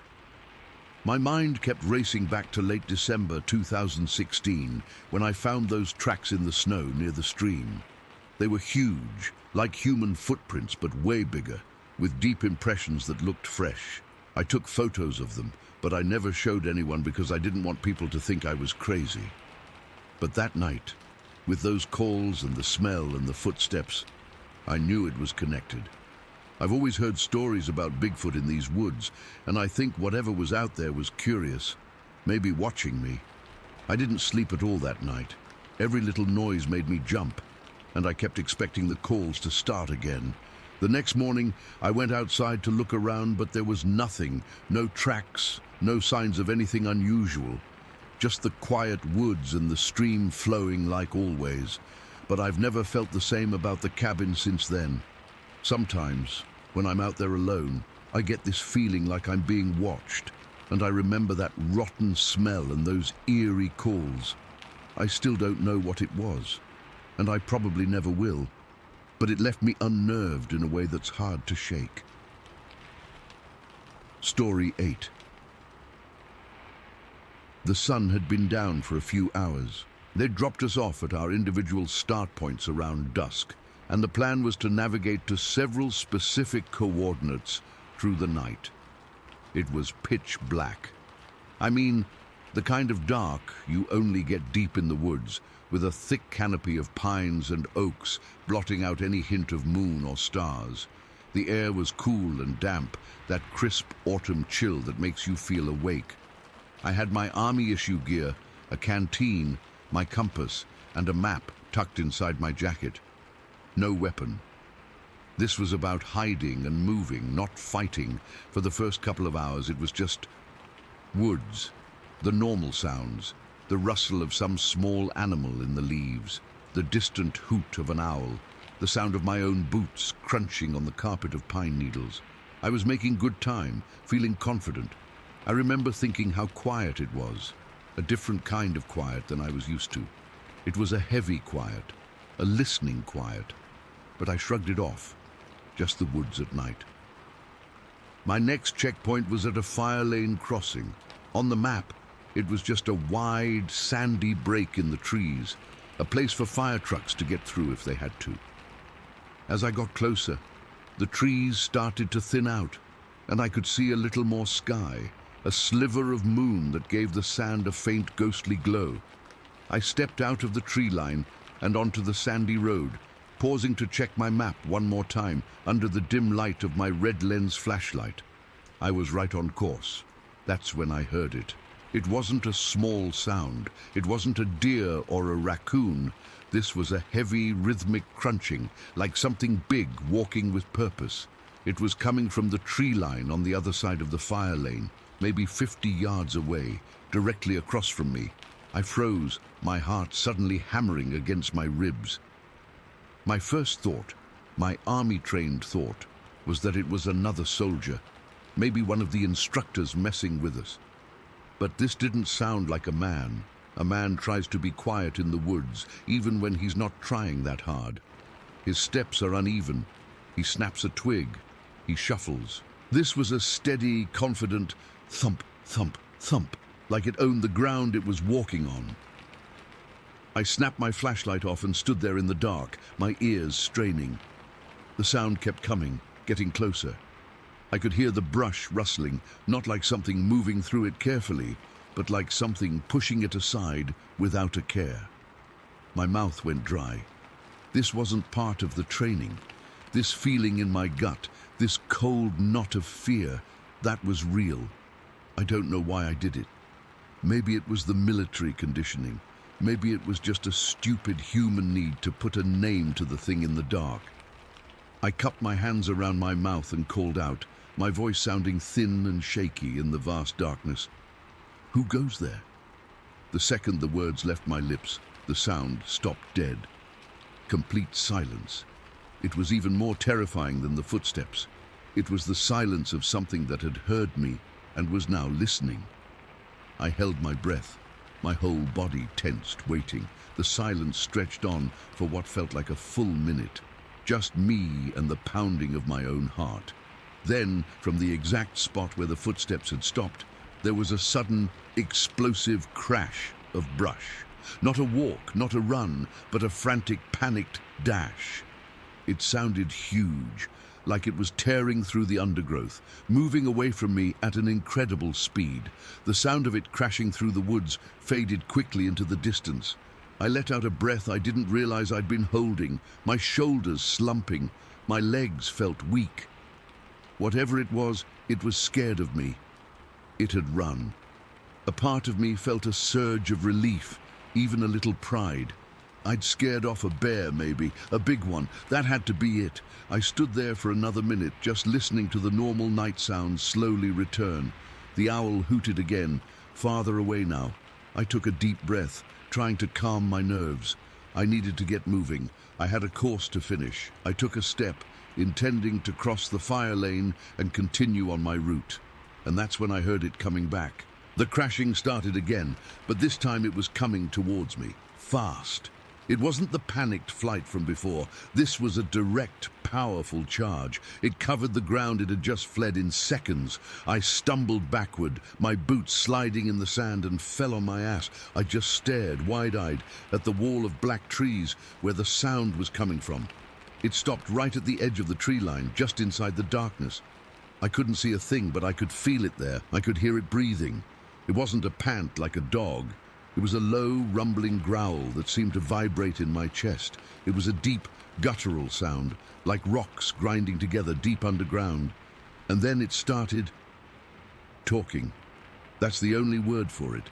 But it wasn't any language I'd ever heard. The sounds were wrong. They were twisted.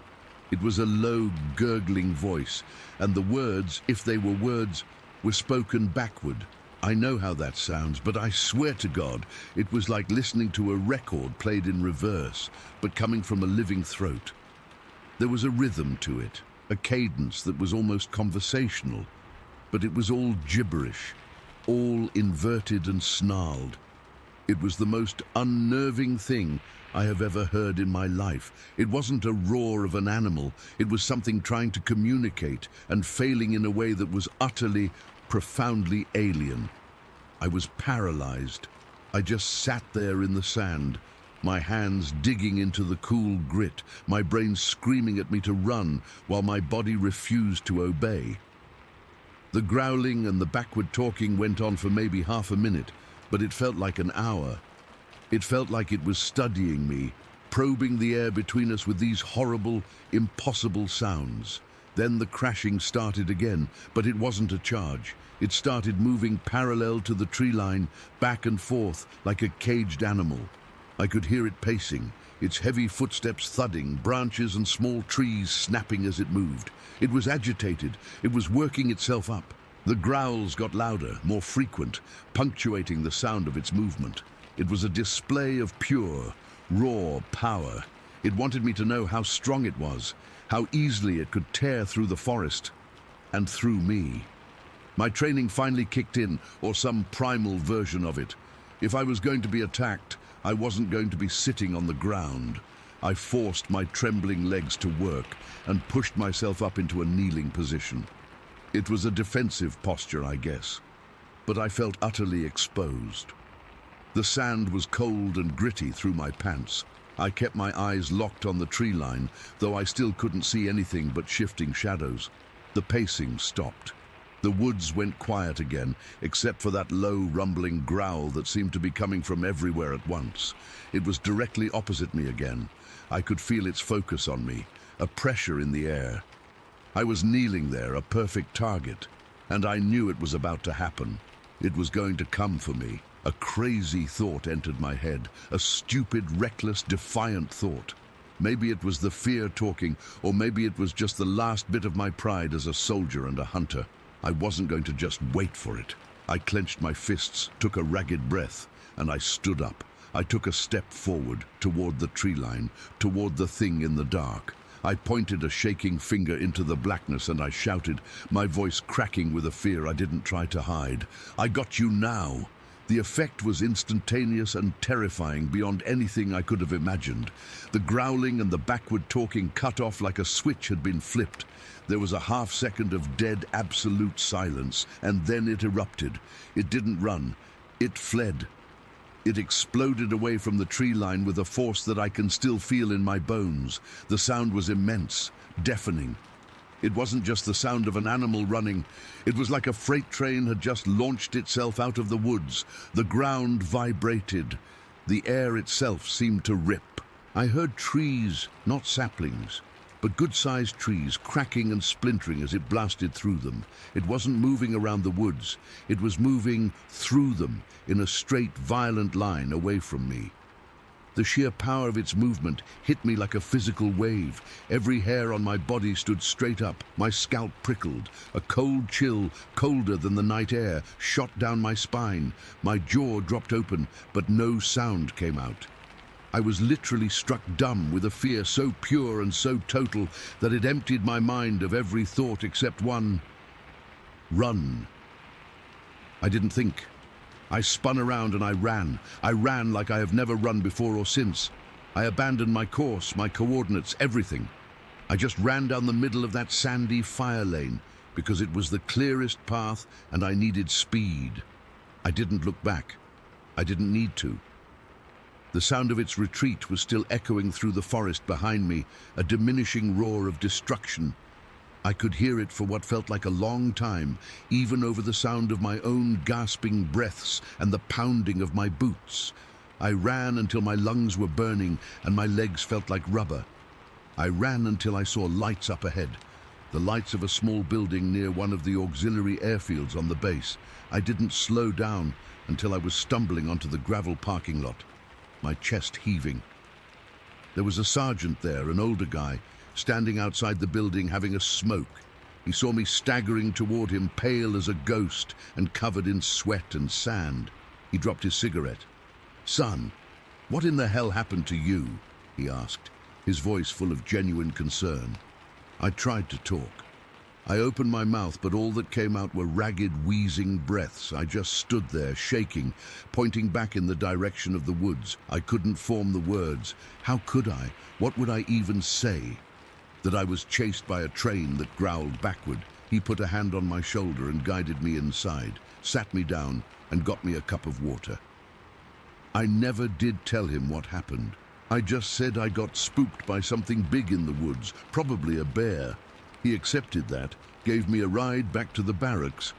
I passed the training, technically. I'd hit enough of my checkpoints before everything went sideways, but I never forgot it. I still dream about it sometimes, that heavy silence after I called out, the guttural, backward-talking growl, and that final, earth-shaking, train-like force of its retreat. I was a trained soldier, a hunter. I thought I knew what fear was. I didn't know a damn thing. That thing in the woods, whatever it was, showed me a kind of fear that you don't come back from. It leaves a mark on you. And sometimes, on a quiet night, I can still feel the chill and hear the echo of it crashing away through the trees. And I know with a certainty that settles deep in my soul that I have no idea what's really out there. Story 9. I took the back roads because I hate the highway at night. Too many trucks and bright lights. This route cuts through some dense forest, mostly logging areas and a few scattered farms. It's twisty and narrow, with trees crowding the edges, and there aren't any street lights. My car's an old Toyota Camry, nothing fancy, but the headlights are decent. I had the heat on low, and the radio was playing some classic rock station softly, just enough to keep me company. I was maybe 20 minutes into the drive, cruising at around 40 miles an hour, when I saw something up ahead in the middle of the road. At first, I thought it was a person kneeling down, like maybe someone had broken down and was checking their tire or something, but as I got closer, maybe 50 yards out, I could see it was crouched over something dark and lumpy. My brain registered it as a deer carcass. Roadkill is common out there, and the figure was hunched over it, like it was inspecting it or maybe trying to move it. I slowed down a bit, not wanting to hit anything, and my headlights swept over the scene. That's when I started to feel uneasy. The figure wasn't wearing any clothes, which was weird because it was cold enough that you'd want a jacket. Instead, it was covered in this dark, matted fur, almost black but with a brownish tint where the light hit it. The fur was tangled and thick, like it hadn't been groomed in years, and it was caked with mud or something dark around the hands and arms. It had its hands on the deer, and I could see the carcass was ripped open, guts spilling out onto the asphalt. The smell hit me even before I rolled the window down a crack, this metallic, coppery scent mixed with rot, like old blood and decay. It made my stomach turn. I was probably going 15 miles an hour now, creeping closer, and my heart started thumping hard in my chest. I remember my hands gripping the steering wheel tighter, my knuckles going white. The figure was massive, way bigger than a person, and it moved in a way that wasn't human. Its shoulders were broad and hunched, and as my headlights fully illuminated it, it tilted its head slowly, like it was curious about the light. That's when I saw its face, or what I could make of it. It wasn't a bear or anything I'd ever seen. The eyes reflected the light, kind of a dull red glow, and the face was flat with a heavy brow, no visible ears, just fur covering everything. It had these long arms, and its hands were huge, with thick fingers that were digging into the deer's flesh. I felt a cold sweat break out on my forehead, and my breath caught in my throat. I didn't want to stop, but I didn't want to speed up and startle it either, so I just kept creeping forward, my foot light on the brake, the car inching along. I could hear the crunch of gravel under my tires and the low hum of the engine, but everything else was dead quiet. No owls, no crickets, like the forest was holding its breath. As I got within maybe 10 feet of it, the creature straightened up. I mean, it uncoiled from that crouch and stood up, and holy shit, it was tall. I'm 6 feet tall, and this thing had to be at least 8 or 9 feet, maybe more.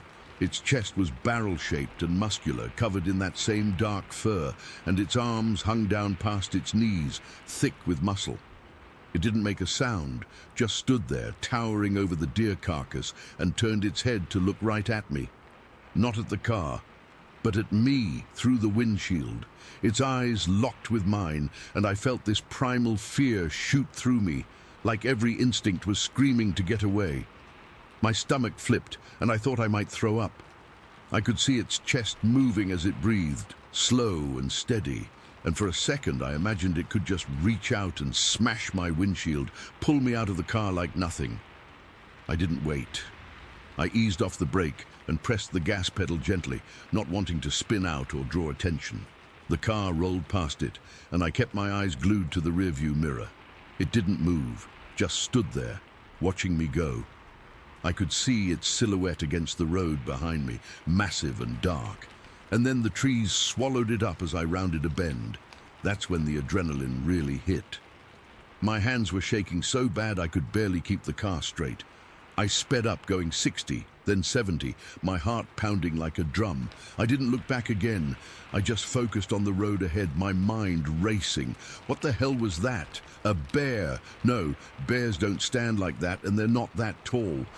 Plus, the way it looked at me, it was intelligent, not like an animal. I kept replaying it in my head. The fur, the size, the silence. I've spent time in the woods my whole life, hiking and camping around here, and I've never seen anything like it. After a few miles, I couldn't take it anymore. I pulled over into a small gravel turnout, the kind loggers use, and turned off the engine. My whole body was trembling, and I had to sit there for a minute just to breathe. I rolled down the window to get some fresh air, but the cold made me shiver even more. I could still smell that faint coppery scent on my clothes. Or maybe it was just in my head. I looked at my hands. They were shaking so much I couldn't light a cigarette I'd pulled out. So I just sat there, staring into the dark trees. The forest around me felt different now, menacing. Every shadow seemed to move, and I kept expecting to see those red eyes staring back. I thought about turning around and going back, but there was no way I was driving past that spot again. Instead, I just sat there for what felt like an hour, but it was probably only 10 minutes. My mind kept circling back to how easily it could have stopped my car. If it had wanted to, it could have just stepped in front of me, and I'd have been trapped. The thought made my skin crawl. Eventually, I started the car again and drove the rest of the way home, going slow and checking my mirrors constantly. When I got home, I didn't even tell my wife at first. I just went to bed and lay awake for hours, staring at the ceiling. The next day, I looked up Bigfoot sightings online and found a bunch of stories from around Shelton and the Olympic Peninsula. Some of them described similar things: tall, hairy creatures on back roads near deer kills. It didn't make me feel better. If anything, it made it more real. I've driven that road a couple of times since then during the day, and nothing's ever happened. But I still avoid it at night. Every time I see roadkill or a dark shape in the trees, my heart skips a beat. I don't know what I saw that night, and I probably never will.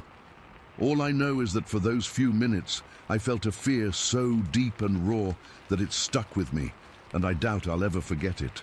Udio, Story 10. All right, so I've been sitting on this for a long time, but I reckon it's time to get it out. I've never told this to anyone who wasn't there, and even then we don't talk about it much. It's one of those things that just sits in your gut, you know, like a cold stone you can't warm up. This happened back in August of 1868 in Mobile, Franklin County, Mississippi. I was young then, maybe in my 20s, and I was part of a huntsman party, just a group of us who'd go out to drive game in the swamps.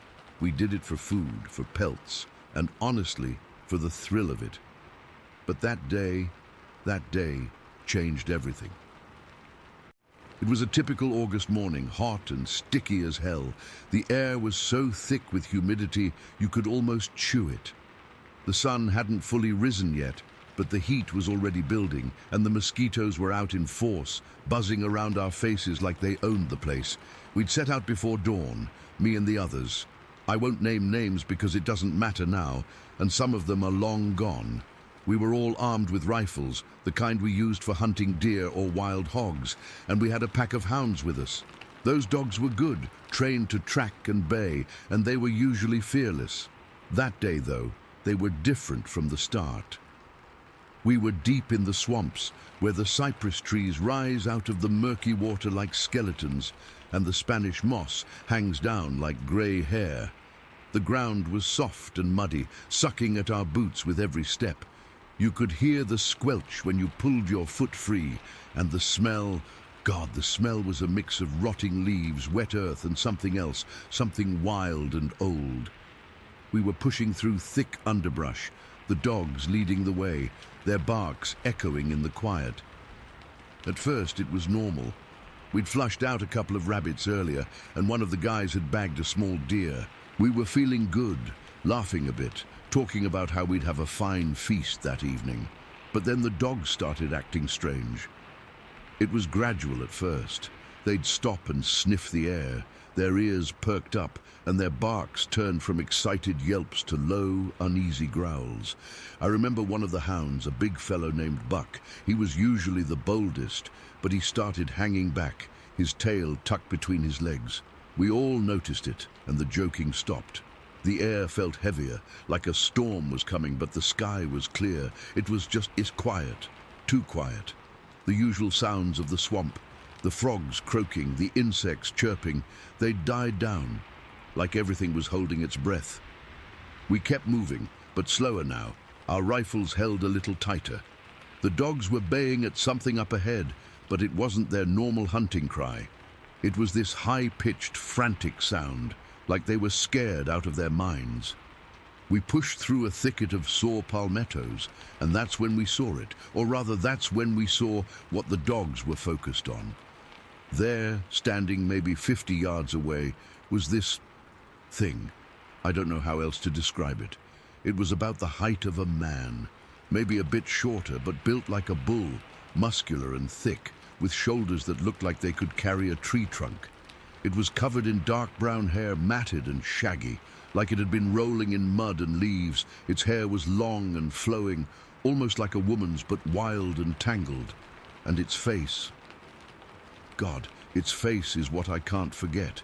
It had this Negro-like face, but covered in hair too, with these large tusks jutting out from its mouth, like a boar's but bigger.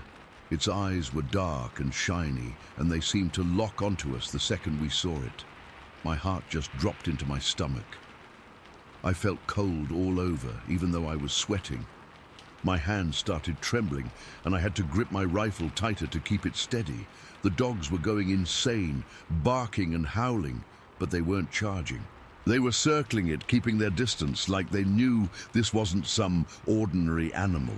The creature didn't move at first. It just stood there, watching us, and I swear I could feel its gaze like a physical weight. It was unnerving, the way it didn't seem afraid. It was like it was sizing us up. Then one of the dogs, a younger hound named Scout, got too close. He darted in, barking fiercely, and that's when the thing moved. It was fast, faster than anything I'd ever seen. It lunged forward, and before any of us could react, it grabbed Scout with one hand. The dog yelped, a sharp, painful sound, and then the creature drove its tusks into him. I heard this sickening crunch, like bones breaking, and Scout went limp instantly. Blood sprayed out dark and red, and the creature shook him like a rag doll before tossing him aside. It happened so fast, I couldn't even process it. 1 second, Scout was alive and barking. The next, he was dead on the ground, his body torn open. For a moment, everything was frozen. I couldn't breathe. I just stared at the creature, at the blood dripping from its tusks, and I felt this primal fear wash over me. It was like my body knew before my mind did that this thing was dangerous in a way I'd never experienced. Then someone shouted, I don't even remember who, and we all raised our rifles. My hands were shaking so bad I could barely aim. I fired, and the shot echoed through the swamp, loud and sharp. The others fired too, a volley of shots that ripped through the air. I saw the creature flinch, but it didn't go down. Instead, it let out this noise. Not a roar, not a growl, but this shriek that I can still hear in my dreams. It was high-pitched and piercing, like metal scraping on stone, but with this raw animal fury behind it.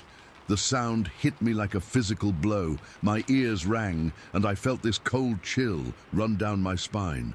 For a second, I was paralyzed, my feet rooted to the spot. I couldn't move, couldn't think. All I could do was stare as the creature turned and bolted toward the Mississippi River. We followed, but we were slow, our legs heavy with fear. The creature moved through the swamp like it was part of it, weaving between trees and splashing through muddy water. We crashed after it, our boots slipping in the muck, our breath coming in ragged gasps. The dogs were still baying, but they hung back now, too scared to get close again. We reached the riverbank, and the creature plunged into the water. The Mississippi was wide and brown, flowing fast, and for a moment I thought it might drown. But it didn't. It swam strong and steady, heading for the Louisiana shore. We stood there on the bank, our rifles still raised, but none of us fired again. We were just watching, stunned. Then it stopped in the middle of the river and turned back to look at us. It rose up out of the water, chest deep, and let out another shriek. This one was even worse than the first. It was longer, more drawn out, and it seemed to vibrate in the air around us. I felt my knees go weak, and I had to lean on my rifle to stay upright. The sound was so petrifying, so full of hate and power, that it felt like it was scraping the inside of my skull. I saw the others flinch, one of them dropping to his knees, hands over his ears. The shriek seemed to go on forever, echoing across the water, and then it stopped as suddenly as it started. The creature turned away and swam the rest of the way to the Louisiana side. It climbed out onto the bank, shook itself like a dog, and disappeared into the trees. Just like that, it was gone. We stood there for what felt like hours, but it was probably only a few minutes. No one spoke. The only sounds were the river flowing and the dogs whining softly behind us. I looked down at Scout's body, still lying where it had been tossed, and I felt sick. My stomach churned and I had to turn away. One of the guys vomited into the mud. We eventually gathered ourselves and headed back, but the walk was silent. No one said a word. We just trudged through the swamp, our heads down, the fear still clinging to us like a wet shirt. When we got back to Mobile, we tried to tell people what happened, but most just laughed it off or called us liars. Some said we'd seen a bear or a wild man, but I know what I saw. It wasn't a bear. Bears don't have tusks like that, and they don't shriek like that. And it wasn't a man either. It was something else, something old and terrible that shouldn't exist. We buried Scout that evening, and I remember standing by his grave, feeling this deep, cold dread, the horror of that shriek, the sight of it killing the dog, the way it looked at us. It all stuck with me. Even now, years later, I'll wake up in the middle of the night hearing that sound, and I'll feel that same fear, sharp and fresh. I've never gone back to that part of the swamp. None of us have. We all knew, without saying it, that we'd stumbled into something we weren't meant to see. The creature was gone, but the memory of it isn't. It's like a shadow that follows me, a reminder that there are things in this world that can't be explained, terrors hiding in the deep south that most folks will never know about. And sometimes, when the wind blows just right, I swear I can still hear that shriek far off in the distance, and I know it's out there somewhere. Story 11. We were camping in Wharton State Forest, me, my parents, and my 7 younger siblings. We'd found this decent-sized clearing, surrounded by these massive pine trees that seemed to lean in over us. The night before, we'd been doing the whole classic camping thing, roasting marshmallows, telling ghost stories. My dad was telling this silly one about a hitchhiking ghost, and we were all laughing, you know, just a normal, good time. Then the sound came. It wasn't like anything I'd ever heard. It cut through the night, through the crackle of our fire, and just froze us all solid. It was a howl, but not a coyote, not a wolf. It was lower, longer. It started as this deep, guttural roar that seemed to vibrate right up through the ground and into my bones, and then it trailed off into this high, wailing shriek that made the hair on my arms stand straight up. It was close, way too close. The fire didn't feel warm anymore. It just felt like a small, stupid little light in a whole world of dark. My youngest sister started crying, and my mum pulled her close. My dad, he tried to be the calm one. "Just an animal," he said, his voice a little too loud, a little too forced. "Probably a fox with a weird call." But I saw his face in the firelight. He was staring out into the blackness between the trees, and his eyes were wide. He was just as scared as the rest of us. He didn't believe it was a fox any more than I did. We all went to bed early after that, piling into our two big tents. I didn't sleep much. Every little snap of a twig, every rustle of leaves, my heart would jump into my throat. I just lay there in my sleeping bag, listening to the forest, feeling like it was listening back. The next morning, after a mostly sleepless night, my dad decided we should go for a hike. I think he wanted to prove to us, and maybe to himself, that everything was normal. "Get some fresh air, see the waterfall," he said. It was a beautiful day, honestly. Sunny, not too hot. We saw a couple of deer, which usually would have been the highlight of the trip. But I couldn't shake the feeling. That unease from the morning was still there. A cold knot in my gut. I kept looking over my shoulder, scanning the dense undergrowth. Everything felt too quiet, like the birds and the bugs were holding their breath. We got back to the campsite in the late afternoon, tired and a bit sunburned. The good mood from the hike evaporated the second we stepped into the clearing. It was a mess. Our coolers were tipped over. Food was everywhere, not just scattered, but torn apart.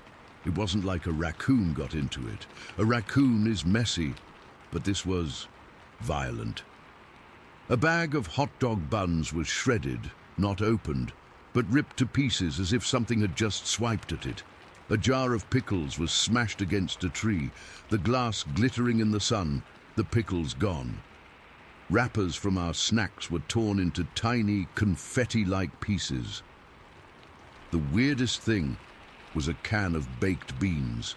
It was punctured, like something had bitten right through the metal. Not opened with a can opener, but crushed and pierced. My mom immediately started freaking out, worried about bears. My dad was trying to calm her down, but his voice was tight. He started looking around, his eyes scanning the ground. That's when he stopped dead. He was standing near the big, heavy cooler we'd chained to a tree. He just stared down at the ground, and his face went completely pale. "Kids," he said, his voice real quiet. "Get over by your mother. Now." We all shuffled over, a tight little group. I could feel the fear coming off my brothers and sisters in waves. My dad crouched down, and I followed his gaze. There, in the soft, damp earth next to the cooler, was a footprint. It was huge. I'm not just saying big, I'm saying massive. It was longer than my dad's boot, and way wider. The shape was all wrong. It wasn't a bear print. Bears have those round pads and claw marks. This was different. It was almost human-like, but not. It was long, with a broad, splayed front and a narrower heel. You could see the impression of 5 toes, but they weren't like human toes. They were long, and the whole thing was sunk deep, deep into the ground, like whatever made it was incredibly heavy. That was the moment, the terror moment. It wasn't a slow build. It was like a switch flipped inside me, a cold chill, the kind that has nothing to do with the temperature, shot straight up my spine and wrapped itself around my skull. My breath caught in my throat. That howl from last night wasn't just some strange animal. It was this thing that left a print bigger than my head. This thing that had been in our camp, right where we'd been sleeping while we were gone. It had torn through our food with a strength that could puncture a metal can. I looked from the print to the dark wall of trees surrounding our clearing. The trees didn't feel like trees anymore. They felt like a cage, and we were in it with something else. My dad stood up slowly. He looked at my mom, and some silent communication passed between them. I could see the argument on his face. Part of him wanted to pack up and run, right then and there. The other part, the stubborn, proud part, didn't want to be chased out of the woods by what? We didn't even know. "We'll stay one more night," he finally said, his voice low. "We'll keep the fire big. We'll take turns keeping watch. We leave first thing in the morning." No one argued. What were we going to say? It was getting late, and the idea of trying to pack all our gear and hike out in the growing dark was almost as scary as staying. The next few hours were tense. We built the fire up until it was a roaring beast of its own, throwing crazy, dancing shadows up into the trees. We ate a quiet dinner of whatever food hadn't been destroyed, some granola bars and a bag of chips. Nobody talked much. Every little sound from the forest made us all jump. A squirrel chattering sounded like a threat. The normal night noises of the woods had become a soundtrack of dread.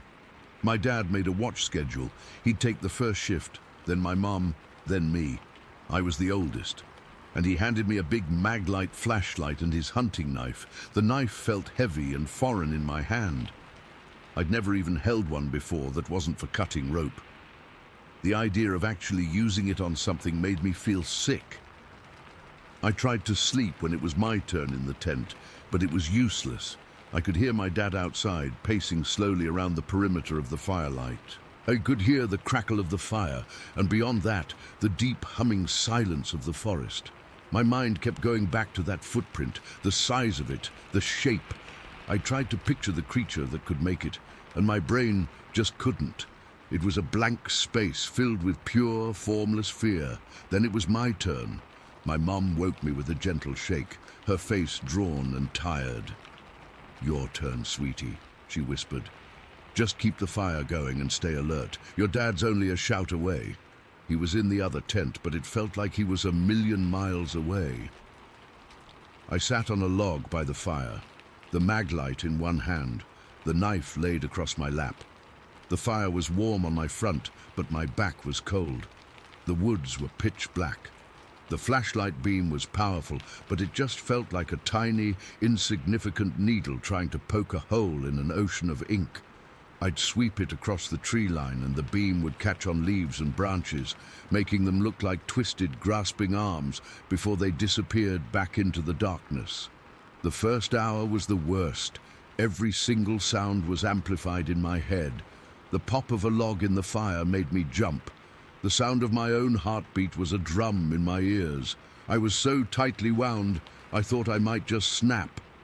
I kept my eyes glued to the darkness, my thumb resting on the flashlight switch, ready to flick it on at the slightest noise. Then I heard it, a rustling, not a light skittering rustle like a mouse or a chipmunk. This was a heavier, deliberate sound. Something moving through the undergrowth about 30, maybe 40 feet away, just outside the ring of firelight. My blood went cold. I froze. My hand clenched so tight around the flashlight, my knuckles ached. The rustling came again, closer this time. I could hear twigs snapping. It wasn't trying to be quiet. This is it, I thought. This is it. With a shaking hand, I raised the flashlight, pointed it in the direction of the sound, and pressed the button. The bright white beam cut through the night and landed right on it. A rabbit, a stupid fat brown rabbit, sitting there munching on a leaf, its nose twitching. It looked at the light for a second, then hopped lazily back into the bushes. A massive, shuddering breath escaped me. I hadn't realized I'd been holding it. My whole body went limp with relief. I almost laughed, a hysterical, breathy sound that caught in my throat. It was just a rabbit. Of course it was just a rabbit. But the relief didn't last, because the tension didn't go away. The feeling of being watched, of not being alone, it didn't leave with the rabbit. It got worse. It was like the rabbit was a distraction, a little piece of normalcy to make me lower my guard. Now that it was gone, the real silence returned, a deeper, heavier silence. The fire was still crackling, but the sound seemed small and hollow. The darkness beyond my little circle of light felt thicker, more intentional. I spent the rest of my shift in a cold sweat, my eyes straining against the blackness. I didn't hear any more rustling. I didn't see any more glowing eyes, but I felt it. A presence. Something massive and old and patient, standing just beyond the edge of the light, waiting. I could feel its attention on me, a physical weight. I kept the flashlight off after that, too scared of what I might see if I turned it on again. I just sat there, in the firelight, with the cold handle of the knife in my lap, waiting for the sun to come up. The moment the sky started to turn from black to a deep, bruised grey, I woke up my dad. I didn't have to say anything. He took one look at my face, at the way I was shaking, and he just nodded. "Start packing," he said. We broke camp in record time. Nobody talked. We just worked, throwing our stuff into bags in the car, not caring about neatness, just speed. The second the last tent was shoved in the trunk, we piled into the car. My dad started the engine, and we drove out of there, bouncing down the dirt road away from that clearing. We didn't look back. It's been years now. We never went camping in a state forest again. My dad won't even talk about it, but I still think about it. I still dream about that howl, that sound that doesn't belong to any animal I can name. I see that footprint clear as day, pressed into the dirt, and I know, with a certainty that sits cold in my stomach, that we weren't alone in those woods. Something was out there with us, something that walked on two legs and left a print too big to be a man's, something that watched us from the dark, something that tore through our camp with a casual, terrifying strength. I don't know what it was. I don't have a name for it, and that's the most frightening part of all. Not knowing, just knowing that it was real and that it was there, sharing the darkness with us that night. I still can't explain it. Story 12. That day started off normal enough. The sky was overcast, but we'd seen worse, so we didn't think much of it. We were about an hour out from shore when the weather turned. I mean, it went from kinda gloomy to full-on storm in what felt like minutes. The wind picked up, and the waves started slamming into the boat, rocking us hard. We tried to head back, but the engine was struggling, and then, bang, we hit something, a rock, I guess, because the boat jerked and water started pouring in fast. I remember the sound, this awful crunching noise, and then the cold hitting my legs as the floorboards gave way. We scrambled to grab what we could, an emergency kit, some food, and the radio, and jumped into the water. The storm was still raging, and the waves were tossing us around like toys. I swallowed a bunch of seawater, and my lungs burned. We clung to a piece of wreckage, just trying to stay afloat. I don't know how long we drifted. It felt like hours. But eventually, we washed up on this island. Later, we found out it was Banks Island, about 100 kilometers from where we'd been. We were exhausted, freezing and soaked to the bone. The first thing we did was check the radio. It was waterlogged, but after some fiddling, we got a weak signal out. We called for help, gave our rough location, and then just collapsed on the beach. We were lucky to be alive, but the reality sank in fast. We were stuck here, in the middle of nowhere, with no idea when or if anyone would come. We spent the next couple days setting up a makeshift camp. We found a spot a bit inland, under some trees, where we could get some shelter from the wind. We built a small lean-to with branches and used a tarp from the emergency kit to keep dry. Food was scarce. We had some energy bars and managed to catch a few fish from the shore, but it wasn't much. The days were long and boring, just waiting, listening for any sign of a boat or plane. The nights were worse. It got dark early, and the sounds of the island, the wind, the waves, the occasional animal noise, kept us on edge. We tried to stay positive, but the isolation was starting to get to us. Then came the day everything changed. It was our third day on the island. I remember waking up that morning feeling extra tired.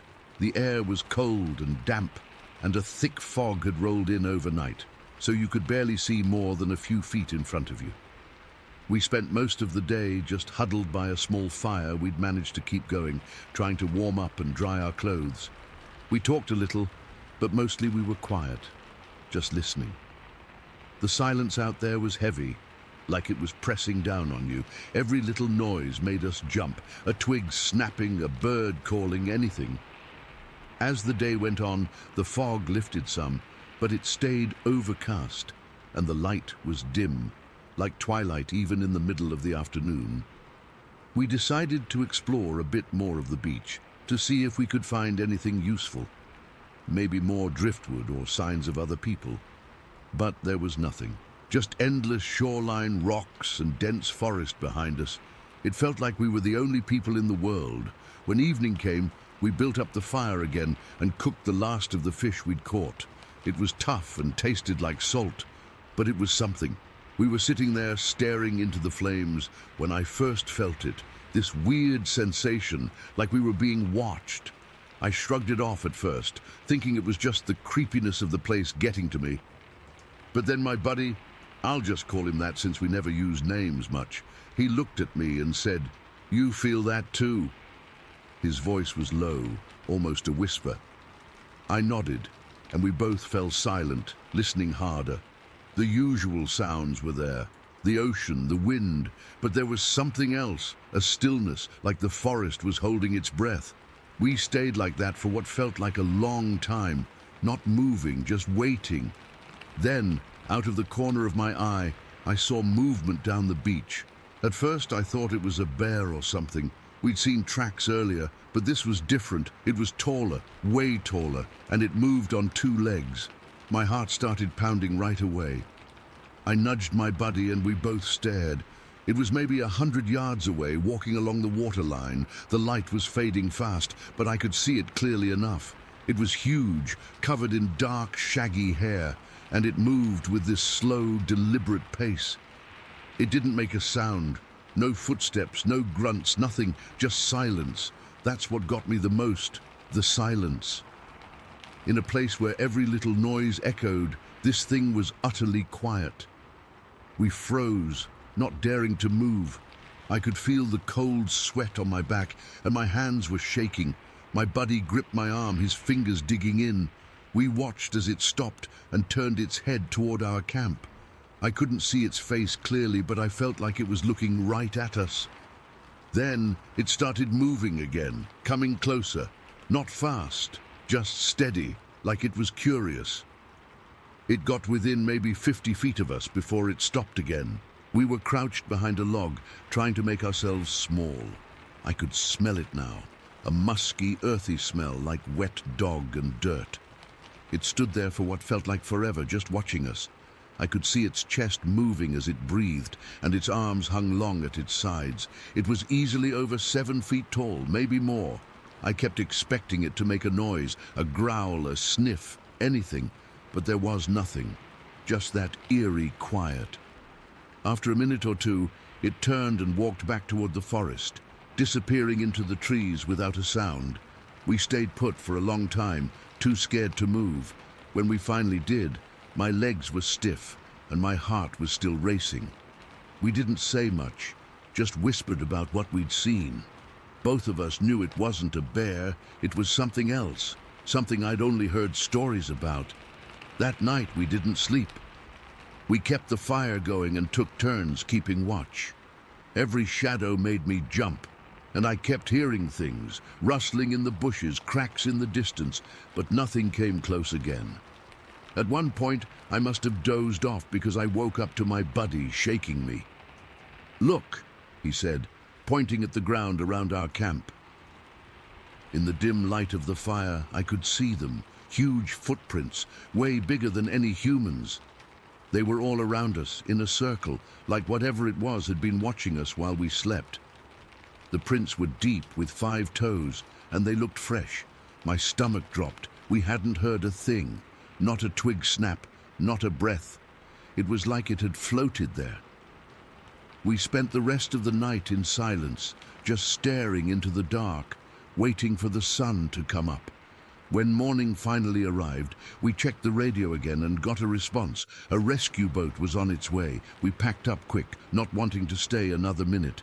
As we waited on the beach, I kept looking back at the forest, half expecting to see it again. But there was nothing. The rescue team showed up a few hours later, and we didn't say much about what happened. Who would believe us? We just said we'd had a rough time and were glad to be found, but I've never forgotten that night. The way it moved, the silence, the footprints, it stuck with me all these years. Sometimes, when I'm alone in the woods or even just in my backyard at night, I get that same feeling like I'm being watched, and I know deep down that we weren't alone out there. Whatever it was real, and I can't explain it to this day. Story 13. Okay, I'm just gonna type this out. I don't know if anyone will believe me, and honestly, I don't even care anymore. I just need to get it out of my head and onto a screen somewhere. It's been 3 weeks, and I still can't sleep for more than a couple hours without jolting awake, my heart hammering against my ribs like it's trying to escape. It was a Saturday in late September. Me and my buddy, let's just call him Jay, had been planning this fishing trip for a while. We decided to float a section of the Wabash River in Indiana, way out in the middle of nowhere, the kind of place where your phone is just a useless brick in your pocket. We'd done this before lots of times. We're not rookies. We know how to pack, how to set up camp, all of that. I brought my German Shepherd, Rex. He's not just a pet. He's my shadow. I trained him myself since he was a puppy. He's smart. He's brave. He's got this calm confidence about him that I've always relied on. He's the kind of dog that would stand between you and a grizzly bear without a second thought. The day was perfect. The kind of autumn day you see in pictures. The water was calm. The fish were biting just enough to keep it interesting. And the air had that crisp, clean smell of dead leaves and river water. We found a spot to camp as the sun was starting to dip. A little gravel bar that jutted out into a bend in the river. It was isolated, quiet. Exactly what we wanted. We set up the tent, got a small fire going, cooked some of the fish we'd caught. It was peaceful, the kind of peace that sinks into your bones and makes you remember why you put up with all the other crap in life. We turned in around 10, I guess. The fire died down to embers, and the world went black and quiet. The only sounds were the river gurgling and the occasional hoot of an owl. I fell asleep pretty much right away, with Rex curled up at my feet in the tent. He was warm, a solid breathing weight. It felt safe. Then, around midnight, everything changed. I woke up because the air felt different, thicker. I opened my eyes, and it was like being blind. A fog had rolled in, one of those heavy pea-soup fogs you get near rivers. You couldn't see your hand in front of your face. It was so quiet too. The river was still there, but the owls had stopped. It was a dead, muffled kind of quiet. That's when I felt Rex go rigid.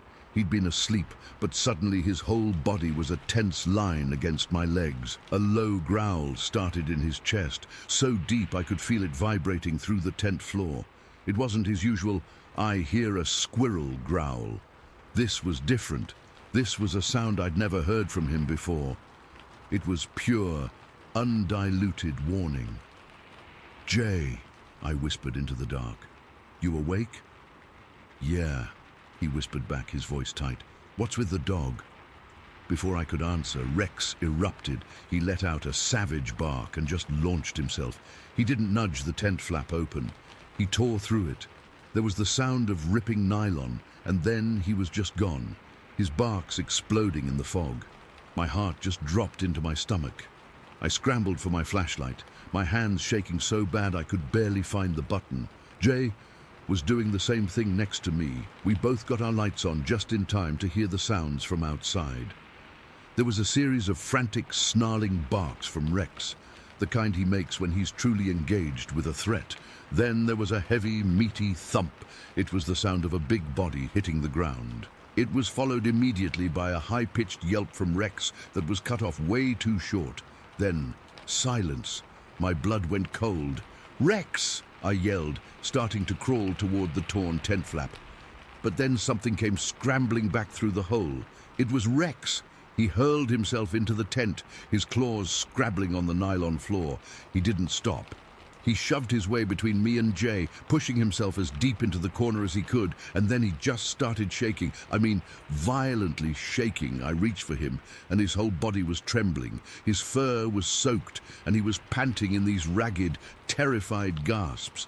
He shoved his head under my leg and whined, a low, pathetic sound. He wasn't just scared. He was broken.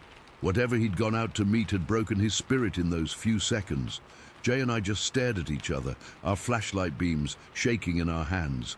The fog was so thick outside that the light just reflected back at us. A white wall. We couldn't see anything. That's when we heard the footsteps. They started slow. Crunch, crunch, crunch. Each one was heavy, like someone was walking with deliberate, weighted steps through the gravel. But the sound was wrong. It wasn't just the crunch of gravel. There was a deep, resonant thump with each step, a vibration we could feel through the ground. It was like the earth itself was groaning under the weight. Then came the breathing. It was low and deep, a rhythmic huh, huh, huh sound that was way too loud. It wasn't the pant of an animal. It was the sound of something with a massive chest, breathing slowly, deliberately. It was circling the tent. My own breath was stuck in my throat. I felt like I was going to be sick. Jay had his back pressed against mine, and I could feel him trembling just as hard as I was. We were holding our flashlights like weapons, pointing them at the walls of the tent, but all we could see was the blurry, illuminated white of the fog. The footsteps kept circling. Crunch, thump, huh, crunch, thump, huh. Then, from the direction of the river, we heard a loud splash. Not a fish jumping. This was a huge, concussive splash, like someone had just heaved a cinder block into the water. The sound echoed in the fog. A few seconds later, another one, even closer. Splash. Then another. It was throwing things into the river. Big things. The splashes stopped, and the footsteps started again, but they were closer now. The thing was leaving the riverbank and coming back towards our camp. We could hear the gravel crunching right outside the tent, maybe 10 feet away. Then something cut through the air. It made a weird whistling sound. There was a loud thwack as it hit a tree just behind our tent, followed by the sound of splintering wood. It was throwing rocks, not little pebbles. Rocks, another whistle, and this one hit the ground right next to the tent. I felt the impact through the floor. Dirt and small stones sprayed against the tent wall, peppering the nylon. We both flinched back, and Rex let out another terrified whine, pressing himself harder against me. We were sitting ducks. We had to do something. We couldn't just lie here and wait for one of those rocks to come through the tent and cave our heads in. We have to stand up, Jay whispered, his voice cracking. Back to back. It was the hardest thing I've ever done, forcing my legs to work, to stand up in that flimsy nylon tent with that thing walking around outside. We stood up, pressing our backs together so we were facing opposite sides of the tent. We held our flashlights in one hand. My other hand was clenched into a fist for all the good that would do. We pointed our beams out through the torn flap and the mesh windows. The fog was still insane, but for the first time we started to see glimpses of movement. Just dark shapes shifting in the white, always at the very edge of our light. It was fast. You'd see a flicker of something, and then it was gone. Then for just a second, the fog seemed to thin a little, and we saw it. It was on the other side of our dead fire pit, maybe 30 feet away. It was just standing there, upright. It was huge. I'm not talking tall like a big guy. I'm talking, it had to be 9 feet tall, maybe more. It was just a massive, dark shape, covered in what looked like wet, dark hair or fur. It was so broad, its shoulders were like boulders. I couldn't see a face, just a darker patch where a head should be, but I could feel it looking at us.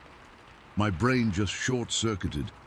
It wasn't a bear. Bears don't stand like that, and they aren't that tall. This thing was standing perfectly straight, like a man, a giant, impossibly broad man. It took a step, and then it just started walking, not running, not charging, just walking in a slow, deliberate circle around our camp. Crunch, thump, huh, crunch, thump, huh. It was herding us. It had us trapped in this little circle, and it was just walking around us, letting us know we were surrounded. We kept our lights on it, our beams shaking all over its massive form. It didn't seem to like the light, but it didn't run. It would sometimes lift a huge arm to block the beam, and I'd see a hand, dark and massive, and then it would just keep walking.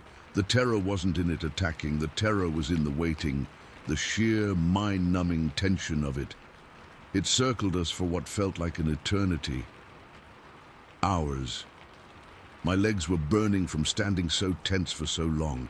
My knuckles were white, my throat was raw from breathing so hard.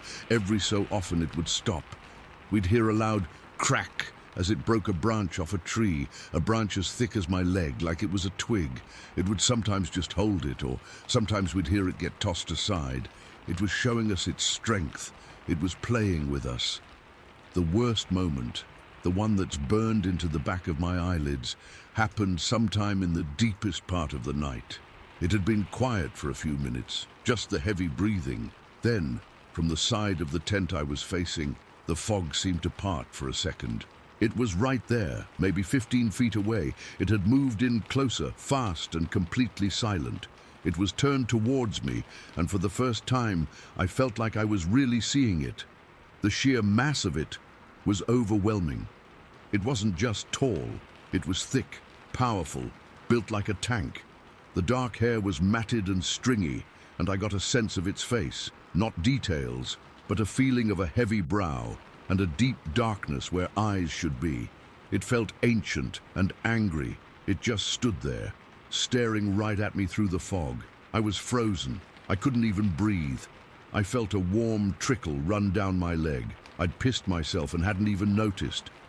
The menace coming off it was a physical force, a pressure in the air that made my ears pop. It raised one of its arms and I flinched, thinking it was going to throw something. But it didn't. It just pointed. A long, thick arm pointing directly at me. It held it there for a few seconds, and then it let out a breath, a deep "oh" that fogged in the cold air, and then it turned and melted back into the fog, silent as a ghost. I almost collapsed.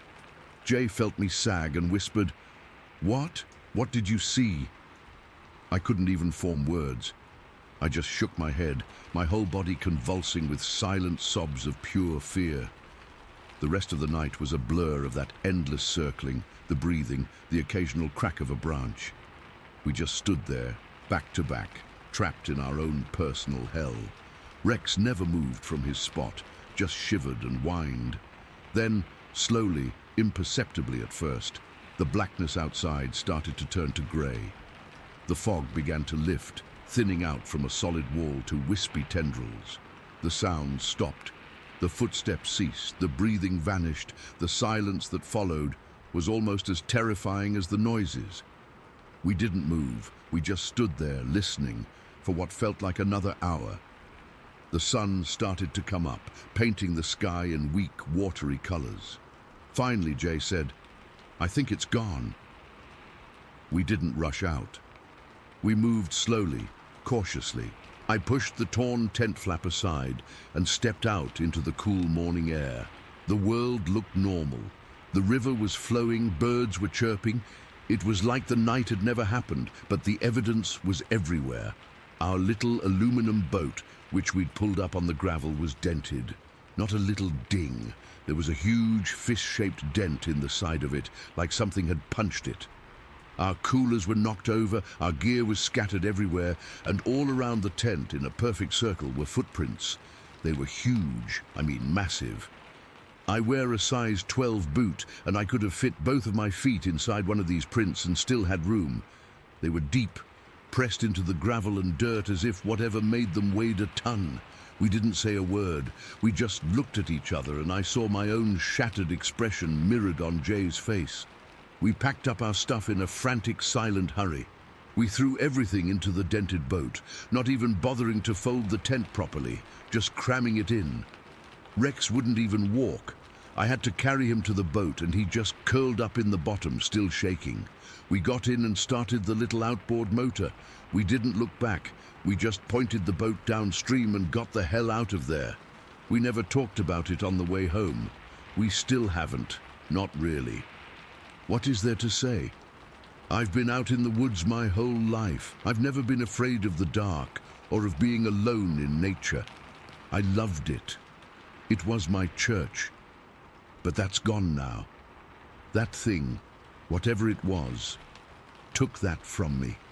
It showed me that there are things out there that don't fit in any box I have.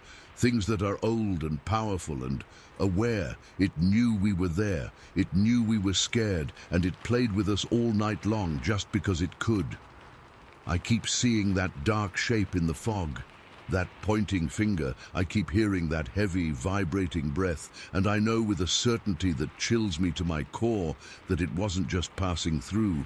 It was letting us know whose woods those really are, and it was telling us not to come back. Siddusit, Story 14. It was the second Saturday in October, the opening day of the Michigan Youth Deer Hunt. I was 15. My buddy, his dad, had gotten us permission to hunt on this old farmstead way out in the middle of nowhere in the Thumb. We'd been out there since just after lunch, sitting in a two-man ladder stand tucked into the edge of a woodlot, watching a cut cornfield. The whole afternoon was just normal. Perfect even, the kind of crisp, clear fall day you dream about all summer. The sky was that deep, endless blue, and the air had that clean, cold smell of dying leaves and damp earth. We weren't talking much, just sitting there, watching squirrels chase each other up and down the oaks, listening to the crows arguing in the distance. I had my .243, Winchester propped against the rail, the cold of the metal seeping through my jacket sleeve.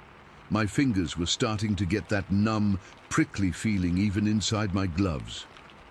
You know how it gets. As the sun started to dip, the light changed. It got thick and golden, laying long, distorted shadows from the trees across the stubble of the cornfield. That's the magic hour. Everyone says so. That's when the big bucks move. We both got real quiet, real focused.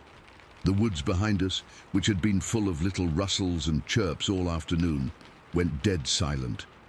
I remember feeling a little prickle on the back of my neck, just a kid's feeling, and I wrote it off as excitement. Adrenaline, you know? We were about to get our chance. Then it got dark, not night dark, but that deep twilight dark, where the world loses its color and everything is just shades of gray and blue. You have to really concentrate to see anything. The temperature dropped fast, and I could see my breath pluming out in little clouds. I was just about to whisper to my friend that we should probably start thinking about packing it in, that we only had maybe 20 minutes of legal light left. That's when we saw it. Movement on the far side of the field, right where the woods met the corn stubble.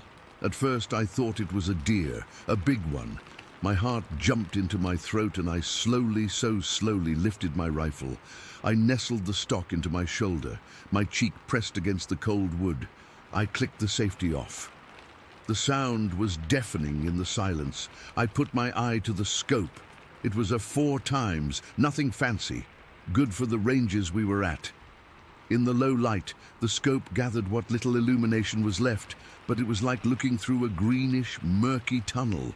I scanned the tree line, looking for the shape I'd seen, and then I found it. It wasn't a deer, it had just stepped out of the woods. It was standing upright, on 2 legs, at the very edge of the field. It was tall, so much taller than a man.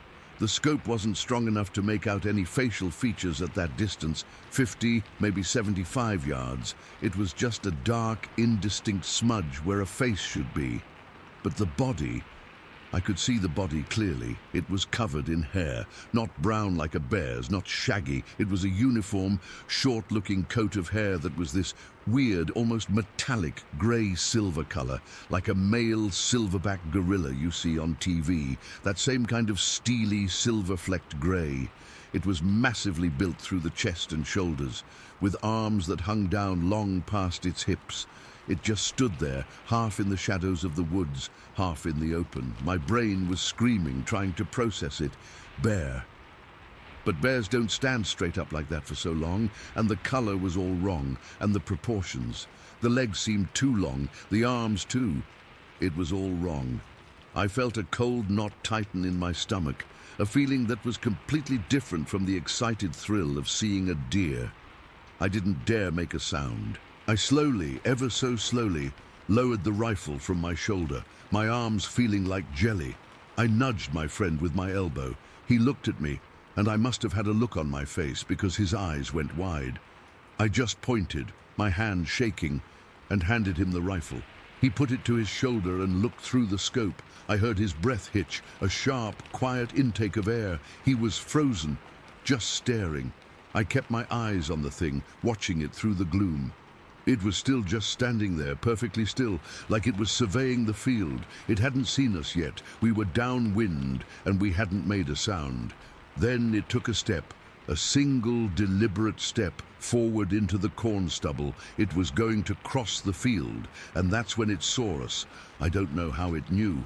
We were motionless, up in a stand, camouflaged, but its head turned. Not a slow turn. It was a direct, intentional snap of its head in our direction.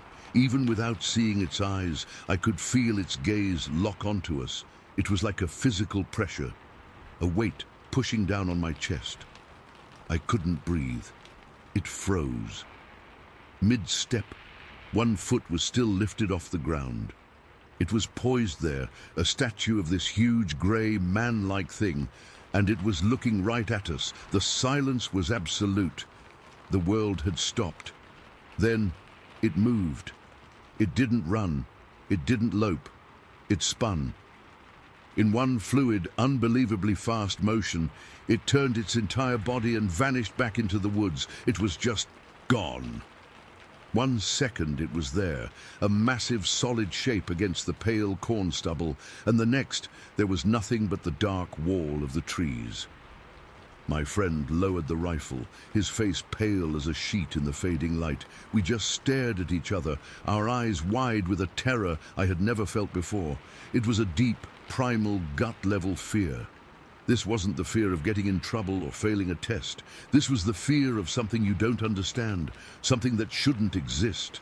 That's when the second wave of terror hit me.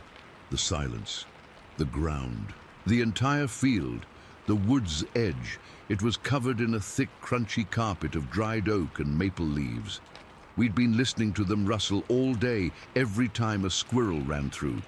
When we'd walked in, our boots had made a huge racket. There was no way to move quietly through that, but that thing, when it stepped out, when it stood there, when it spun and disappeared, it hadn't made a single sound, not one rustle, not one snap of a twig. Nothing. Its movement was utterly, completely silent. The silence of its disappearance was more frightening than its appearance had been. A deer would have crashed through the brush, a bear would have made a sound. This thing moved like a ghost. My friend finally found his voice. It was a dry, cracked whisper. What was that? I couldn't answer. I just shook my head, my heart hammering against my ribs so hard I thought it would burst. We both looked back at the empty tree line. The woods were a black pit now, swallowing the last of the light. They didn't feel like the same friendly woods we'd sat in all afternoon. They felt ancient and watchful and deeply, deeply wrong. We didn't say another word. We just scrambled down that ladder stand, our hands slipping on the cold metal rungs in our panic. We hit the ground and we ran. We didn't care about being quiet anymore. We crashed through the leaves, the sound of our own flight terrifyingly loud in our ears. I kept expecting to hear something behind us, something big and fast and silent moving through the trees parallel to us. But there was nothing, just the sound of our own terrified breathing and the crunch, crunch, crunch of our boots. We got to the truck, fumbling with the keys, our hands shaking so badly it took 3 tries to get the door unlocked. We threw our rifles in the back and piled into the cab, slamming the doors shut and locking them immediately. We sat there for a full 5 minutes, just breathing, staring out at the dark shape of the woodlot we'd just fled from. The cab was filled with the sound of our ragged gasps and the frantic thumping of my own heart in my ears. That's when I remembered the horse. Earlier that summer, in July, I'd been out here with the landowner. He'd wanted me to get familiar with the property before the hunt. We were on his horses, just riding the fence lines. He had this one old gelding, a steady, calm horse that had seen everything. We tried to cut across that same cornfield, which was tall and green then, and the horse just stopped. He planted his feet at the edge of the field and refused to go another step. He started sweating, his ears pinned back, his eyes showing white. He started backing up, snorting, spinning around. He was terrified. The landowner was cussing and confused, said he'd never seen the horse act like that. We had to go all the way around the long way. We joked that maybe there was a bear in the field or something. I'd forgotten all about it until right then, sitting in that truck, staring into the darkness. The horse knew something was in those woods, or used that field, something that scared a brave old horse so badly he wouldn't set foot in it. And now we had seen it. The drive home was quiet. We didn't turn on the radio. We just stared out the windshield into the headlights beam, lost in our own thoughts. We tried to rationalize it. A guy in a ghillie suit? But who would be out there, dressed like that, moving like that, in the middle of nowhere at dusk? And the size was all wrong. The silence was all wrong. A bear, the color, the posture, the way it moved. It wasn't a bear. We knew it wasn't a bear. We got back to my friend's house, and his dad asked if we'd seen anything. We just shook our heads and mumbled something about it being slow. We didn't tell him. We didn't tell anyone. What would we say? We were two 15-year-old kids. They'd just say we'd imagined it, that it was a shadow, a trick of the light, a stump we'd mistaken for something else, but we hadn't. We both saw it, through the same scope. We saw the grey-silver hair. We saw it stand. We saw it turn its head and look right at us. We saw it vanish without a sound. That was years ago. I'm an adult now. I have a job, a family. I still hunt. But I've never gone back to that farm. I don't even like being in the woods after dark anymore. I get this feeling, this watchful feeling, like I'm being sized up by something I can't see. Every snap twig when I'm alone in a stand makes my heart skip a beat. Every time the woods go silent for no reason, that cold knot tightens in my stomach again. I've read stuff online since then, stories from other people. They talk about the same things. The upright walk, the immense size, the unnatural silence, the feeling of being watched, of being seen by something intelligent. They have a name for it, but I don't like to use it. It feels disrespectful. Or maybe it feels like giving it a name makes it more real than I want it to be. I don't know what we saw that day. I don't have an explanation. All I know is that it was real. It was solid. It was powerful, and it saw us, two kids in a tree stand, and it decided to leave. The part that haunts me, the part that still keeps me up some nights, isn't what we saw. It's the silence that followed, the complete and total absence of sound as something that big and that heavy moved through a forest floor covered in dry leaves. That's the part that doesn't fit. That's the part my brain can't process. Not then, not now. It just stepped out of the woods, looked at us, and then it was gone. And the only thing it left behind was the memory of its silence and the absolute bone-deep certainty that we were not alone out there and that we had never been alone. Story 15. I found a spot to stop in an old clearing, a place where they'd clearly logged years and years ago. Stumps were scattered around, weathered grey and covered in moss. A new growth was fighting its way back. I killed the engine, and the silence that rushed in was absolute. It's a heavy kind of quiet up there. You don't realize how much noise you make until it's gone. I swung my leg off the seat, my muscles stiff from holding on, and pulled my water bottle out of the pack. I was just standing there taking a long drink, the plastic crinkling in my hand, when I heard it. It was a howl, but not like a coyote, not like a wolf. This was deeper. Lower. It sounded like it came from a chest bigger than an oil drum. It echoed through the trees, not a sharp echo, but a rolling one, like it was bouncing off every single peak in the range. I froze with the bottle halfway to my lips.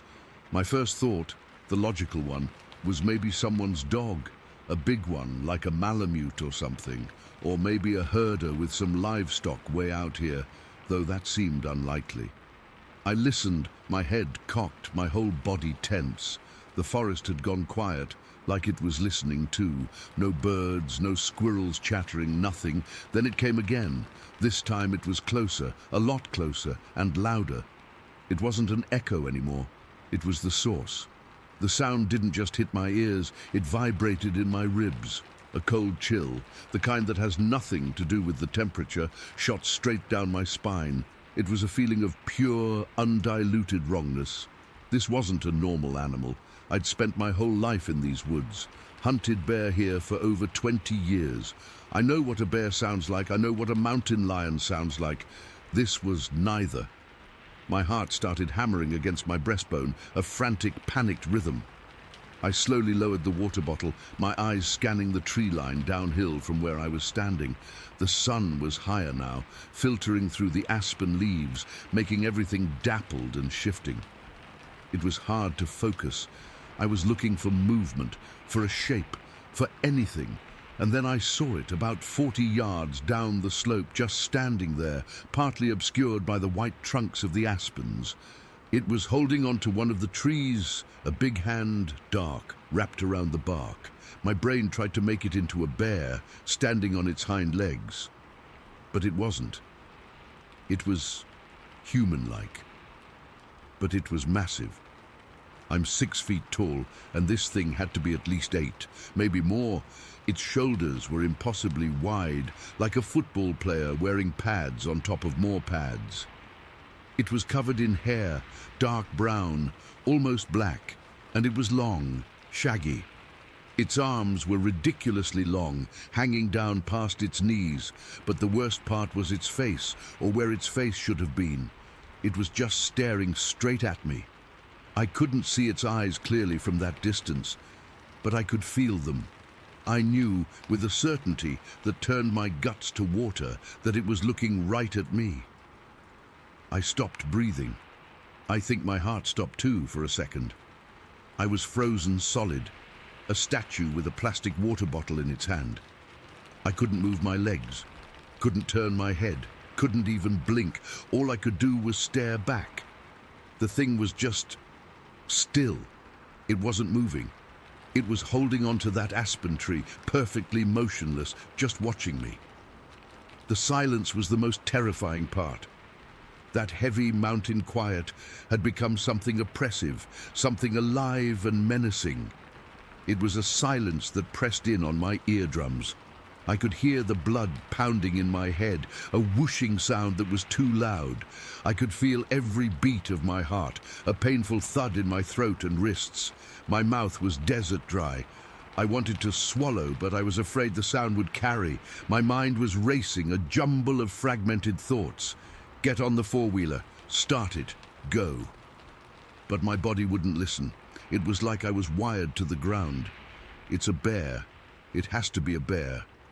But I've seen bears on their hind legs. They're clumsy. They wobble. They don't stand with that kind of solid, grounded posture. They don't have those proportions. This thing was built like a man, a giant, powerfully built man, but covered in that thick, dark pelt. The stories. The old stories from the guys at the diner, the whispers about the tall figures people sometimes saw near the Tobacco Lake Trail.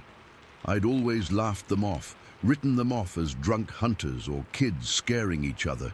But in that moment, standing there locked in that silent stare down, I knew they were true, every single one of them. The knowledge didn't come as a thought. It came as a physical sensation, a cold dread that seeped into my bones. This was what they were talking about. I felt so small, so completely and utterly vulnerable. I was alone up here, miles from the main road. If this thing decided to charge, my four-wheeler was my only chance, and I was standing 10 feet away from it, unable to move. The distance between us felt like nothing. 40 yards, a good football pass. It could cover that in seconds. I don't know how long we stood like that. It felt like an hour. It was probably only a few minutes. Time gets weird when you're that scared. I was cataloguing details without even meaning to. The way the hair on its arms was matted in places, the sheer bulk of its torso, the way its head sat on those massive shoulders, no real neck to speak of. It was real. It was solid. It was there. Then it moved. It didn't startle or jump. It just turned its head. It looked away from me, down the slope. It was a slow, deliberate movement. Then it let go of the aspen tree. Its hand uncurled from the bark, and I saw the length of its fingers. It took a step, and then another. It walked. It didn't lope like an ape. It didn't shamble like a bear. It walked with a long, smooth, effortless stride. Its feet, whatever they looked like, must have been big, because it moved over the uneven ground like it was nothing. It was heading down the mountain, away from me. It moved between the trees, its dark form blending into the shadows with an ease that was unnatural. It didn't make a sound, no crunch of twigs, no rustle of leaves, nothing. It just descended, that powerful, silent walk carrying it away. And within maybe 10 or 15 seconds, it was gone. It simply melted into the brush and the trees and was gone. I stayed frozen for another full minute, maybe 2. I was waiting for it to come back, waiting for the howl to rip through the silence again, waiting for it to change its mind. But nothing happened. The forest was still dead quiet. The spell broke, and a wave of nausea hit me so hard I almost doubled over. I sucked in a ragged gasp of air, my lungs burning. My hands were shaking violently. I fumbled with the water bottle, dropping it into the dirt. I didn't care. I had to get out of there. I practically fell onto the four-wheeler. My legs were like jelly. I stabbed at the ignition button with a thumb that felt numb. The engine coughed to life, and the sound was the most beautiful, relieving noise I'd ever heard. I didn't look back. I twisted the throttle, the wheels spinning in the gravel for a second before catching, and I pointed the machine downhill toward the main road. I didn't stop. I didn't slow down for ruts or rocks. I just held the throttle wide open, bouncing over everything, my knuckles white on the handlebars, my body tense, expecting at any moment to see that dark shape step out from behind a tree in front of me. The wind whipped tears from my eyes, but I didn't cry. I was just pure, raw adrenaline and terror.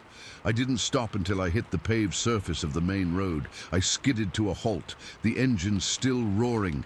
I looked back up the mountain. It was just a mountain now, green and peaceful in the June sun. But I knew what was up there. I knew what was in there. I sat there for a long time, just letting the engine idle, my heart slowly settling from a gallop to a trot. I was covered in a cold sweat that had nothing to do with the ride down. My clothes were soaked with it. I've replayed that morning in my head 1,000 times since. The howl, the silence, the way it stood there holding that tree, the way it looked at me, the way it walked away. I keep trying to find another explanation, a trick of the light, a weird bear. But it wasn't. I know what I saw. I've hunted bears for years. I know their shape, their posture, their smell. This was no bear. It was something else, something that shouldn't exist but does. The terror peaked in that first second when our eyes met, when I realized I wasn't looking at an animal. I was looking at something that was looking back at me, with an intelligence I could feel from 40 yards away. That silence during our stare down made me feel more alone and exposed than I've ever felt in my life, before or since. I was just a man in its woods, and it let me go. I've never been back up that particular trail. I still go into the mountains, but I stick to the lower, more populated areas now. I'm more cautious. I listen more carefully. And sometimes when the wind is just right, or when the woods get too quiet, that chill runs down my spine all over again, and I remember what it feels like to be seen by something you can't explain. Story 16. It was the fall of 1976. I was 12 years old. I remember that time of year better than I remember most of my life, because everything about it felt different after that day. The air had that crisp, cold smell, like rotting leaves and wet dirt, and the sky was that pale, washed-out blue it only gets in October. We were out at my great-grandparents' place, a big old farmhouse on the edge of nowhere near Wadsworth. Their land backed up against what felt like 1,000 acres of woods, the kind of deep, dark woods that just swallow the light. My great-grandmother, she was a serious woman, not mean, but you listened when she talked. That morning she'd pointed a bony finger toward the tree line at the back of the pasture. "You stay out of there," she'd said, her voice low and steady. "You hear me? You don't go past that boundary. There's things in those woods that don't take kindly to company." I just nodded, the way kids do when an adult says something they don't really understand but know they're supposed to obey. At 12, you think you're invincible. You think warnings are for little kids. By that afternoon, with the adults all busy talking about boring grown-up things, that tree line was all I could think about. It was a stupid kid kind of rebellion. I wasn't trying to be brave, I was just bored and curious. What was so special about those trees? I'd been in woods before, so I just started walking across the stubbly, dead grass of the pasture, toward that dark wall of pine and oak. The sun was already starting to dip, casting long, skinny shadows from the fence posts. I remember my breath making little clouds in the air, and I remember the absolute silence of the country, broken only by the crunch of my own sneakers on the frosty ground. I crossed the old, fallen-down stone wall that my great-grandma had called the boundary. It didn't feel like anything. It was just a pile of mossy rocks. The woods on the other side weren't immediately different. It was just woods. But within a few dozen steps, the light changed. The sun got cut up into little pieces by the thick canopy above, and the air got still and cool. I found a narrow trail, not much more than a deer path, really, and I started following it. It felt like an adventure. I was an explorer. For a little while, it was fun. Then everything went quiet. I don't mean it got a little quieter, I mean the sound just shut off. One moment I could hear the faint chirp of a bird somewhere, the rustle of a squirrel in the leaves. The next, there was nothing.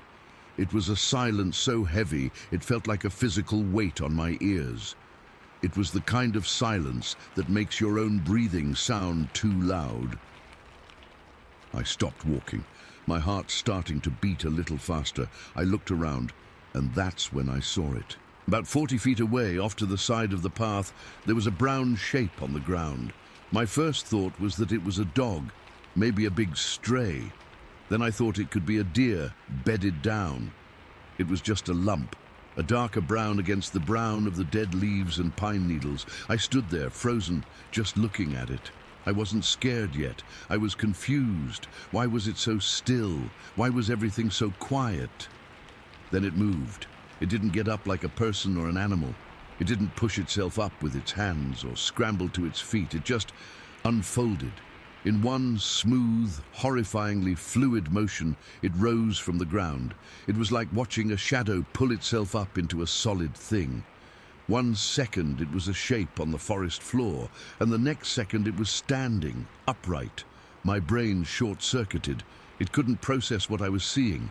It was massive. I'm not good with estimating height, but I remember looking up at it.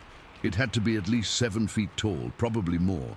It had these incredibly wide shoulders and a chest so thick it looked like a barrel. Its arms were long, freakishly long, hanging down past its knees, and it was covered, head to toe, in this coarse, dark brown hair. It wasn't fur like a bear. It was hair, thick and matted. The terror didn't wash over me. It slammed into me. It was a physical force that stole the air from my lungs and turned my legs to water. My heart wasn't just pounding. It was hammering against my ribs so hard I could feel the vibration in my teeth. I could hear the blood rushing in my ears, a whooshing sound that was louder than the silence. We just stared at each other. For several seconds that felt like hours, neither of us moved. I couldn't make out its face clearly. It was shadowed, and the hair around it was thick. But I could see the shape of its head, and I could feel it looking at me. I could feel its eyes on me, and I saw its chest. It was rising and falling slowly, steadily, like it was just breathing calm as anything, while my own breaths were coming in tiny, panicked hitches. There was no sound, no growl, no huff, no snap of a twig, just that heavy, oppressive silence and the sight of this thing just standing there watching me.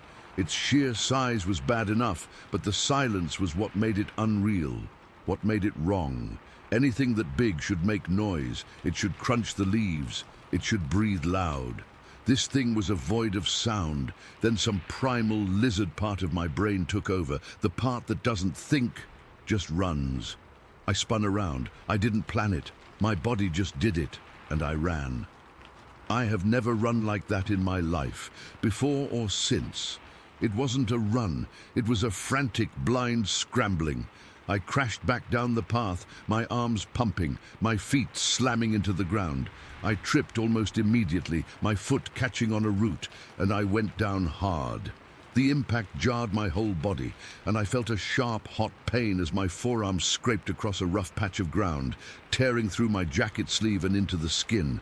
I didn't even stop.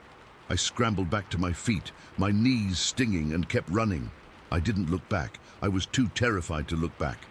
But I listened. As I ran, gasping for air, my lungs burning with the cold, I strained to hear anything behind me, anything at all, the sound of pursuit. Heavy footsteps, the crash of something big moving through the underbrush. There was nothing, just the sound of my own frantic escape, my pounding feet, my ragged breathing, the rustle of my clothes.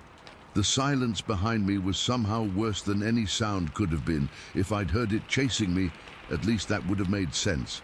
That would have been a thing I could understand. A bear chases you, a dog chases you. This thing just stood there. It let me go, and not knowing why it did that, what it was doing back there while I fled, was 1,000 times more frightening. I burst out of the tree line and into the open pasture. The sudden sunlight was blinding. I didn't stop running. I sprinted across that field, my legs feeling like rubber, until I collapsed on my hands and knees in the open yard, right near my great-grandparents' back porch. I was gasping, my throat raw. Snot and tears were running down my face, and I was trembling so hard I could barely stay on all fours. I finally dared to look back. The woods were just woods. They looked calm, normal. The same trees I'd seen every time I visited. The sun was shining on them. There was no massive, hairy figure, no sign that anything had happened at all. It was so peaceful, it felt like a mockery. I sat there for a long time, just trying to catch my breath and stop shaking. My arm was bleeding, a long, dirty scrape that was already starting to throb. I pulled my sleeve down to cover it. I knew right then that I couldn't tell anyone, not a soul.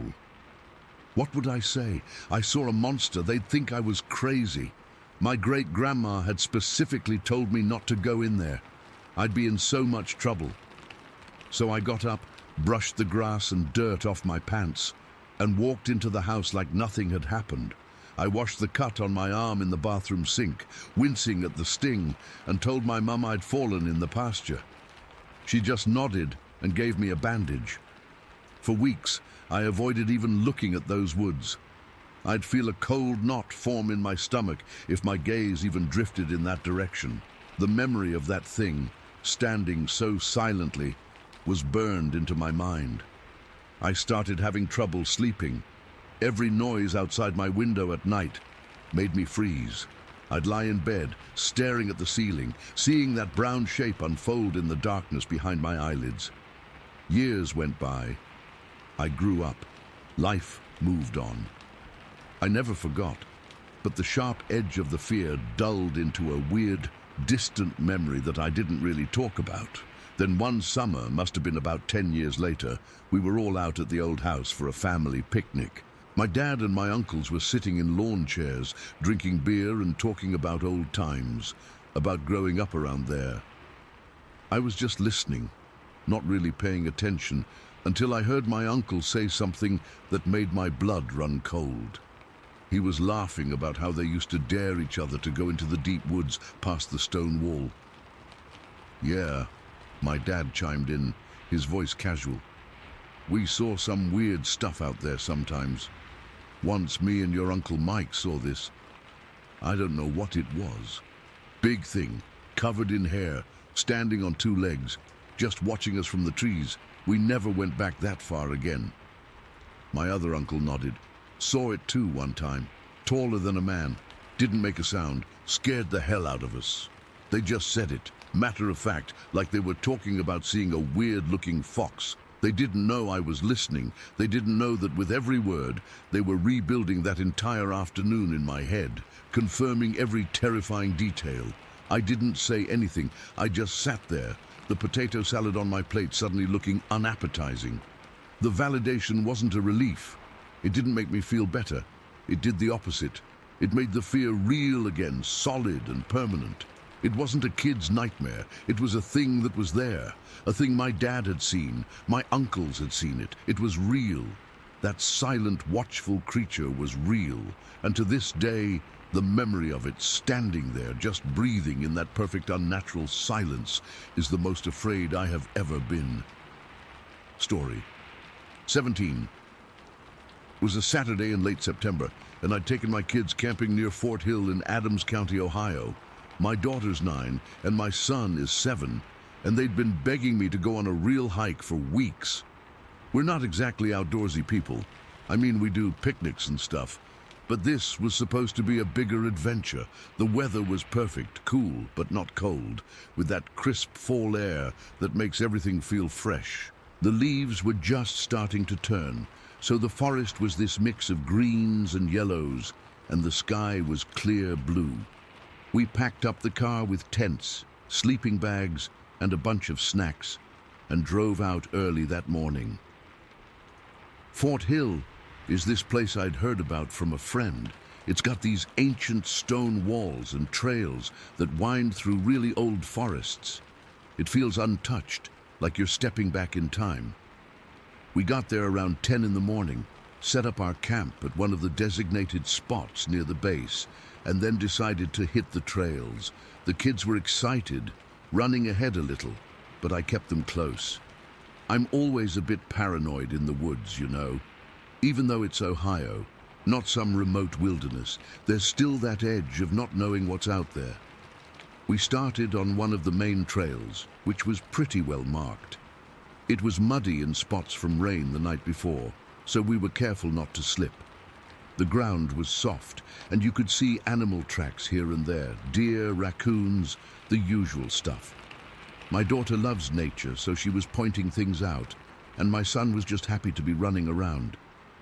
We'd been hiking for maybe an hour, going uphill slowly, when we came to this spot where the trail curved around a steep part of the hill. The map said it was about 400 feet up, and you could feel the incline in your legs. I was starting to get a little tired, but the kids were still full of energy. That's when we saw it. Right in the middle of the trail, in a patch of mud that was still wet and shiny, there was this huge footprint, massive. It was longer than my foot, and I wear a size 10. At first, I thought it might be from a bear or something, but it didn't look right. It was human-like, with toes and an arch, but way bigger than any human foot I've ever seen. The mud had preserved it perfectly, like someone or something had just stepped there recently. The edges were sharp, not blurred by rain or anything. My daughter noticed it first and called me over. "Dad, look at this," she said, her voice all curious. I came closer and my stomach just dropped. It was eerie, like finding something you're not supposed to see.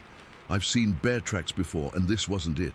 Bears have claws, and this print was smooth, almost like a person's, but scaled up. I felt this chill go down my spine, and I remember thinking, what the hell is this? But I didn't want to scare the kids, so I tried to play it cool. "Maybe it's from a big animal," I said, but my voice sounded shaky.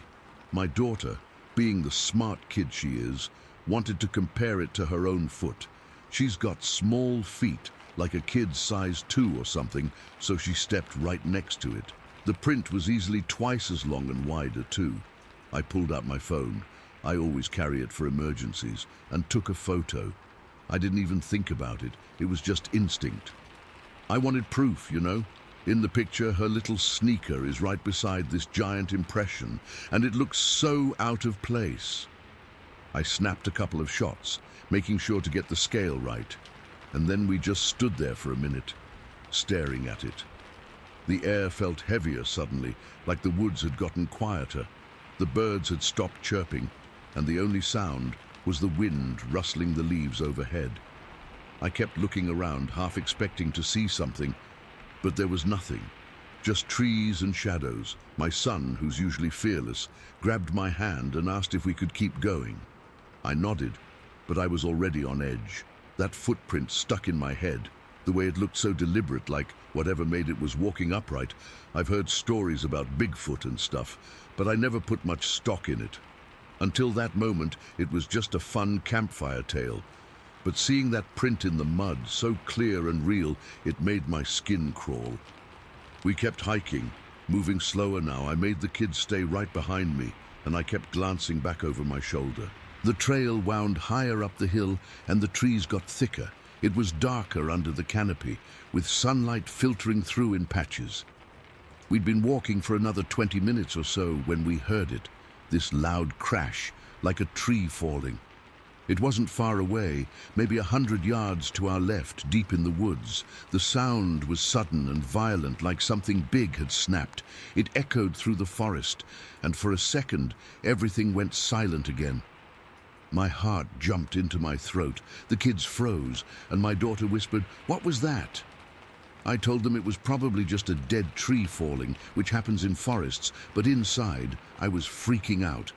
Trees don't just fall out of nowhere without wind or a storm, and it hadn't been windy. The air was still. I strained to listen, and that's when I heard the other sounds. Branches snapping like something was moving through the underbrush. Not the gentle rustle of a deer or a squirrel, but heavier, more deliberate. Crunch, snap, crunch. It was getting closer. I grabbed both kids' hands and pulled them closer to me. My palms were sweaty, and I could feel my pulse racing. "Let's keep moving," I said, trying to sound calm, but my voice was tight. We started walking faster, following the trail as it looped around. The snapping sounds kept pace with us, always off to the side, just out of sight. Every few steps, I'd hear leaves rustling, like something was tracking us. I'd look over, but I never saw anything, just shifting shadows and the dense brush. It felt like we were being watched, and not in a casual way. It was intense, predatory almost. The fear was building up in me, this raw physical thing. My muscles were tense, and I could feel the hair on my arms standing up. The kids were scared too. My son was clinging to my leg, and my daughter kept asking if we were safe. I kept telling them yes, but I didn't believe it myself. We passed by one of those ancient stone walls that Fort Hill is known for. This old, moss-covered pile of rocks that looked like it had been there forever.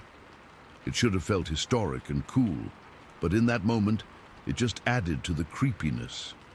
Like we were in some place that hadn't changed in centuries, and whatever was out there had been here long before us. The sounds didn't stop. If anything, they got louder. At one point, I heard a low grunt or something. It was hard to make out, but it was deep and guttural, not like any animal I know. It wasn't a bear's growl or a deer's call, it was something else. I've spent enough time outdoors to recognize common noises, and this wasn't familiar. It sent a shiver down my spine, and I started thinking about that footprint again. What if it was connected? What if there really was something out here that shouldn't be? We were hiking uphill, and my legs were burning from the effort, but I didn't want to stop. I kept urging the kids on, telling them we were almost to a lookout point or something, even though I had no idea. The trail map was in my backpack, but I didn't want to stop to check it.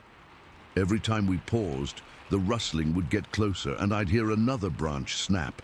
It felt like whatever it was playing with us, staying just hidden, but making sure we knew it was there. At one point, we came to a small clearing where the trail widened a bit. The sun was brighter here, and for a second I felt a little relief, but then I saw movement in the trees on the other side. Not clear, just a dark shape shifting behind the trunks. It was big, taller than a person and bulky. I only caught a glimpse, but it was enough to make my blood run cold. I didn't say anything to the kids. I just tightened my grip on their hands and picked up the pace. "Come on, let's go," I muttered, and we started almost jogging.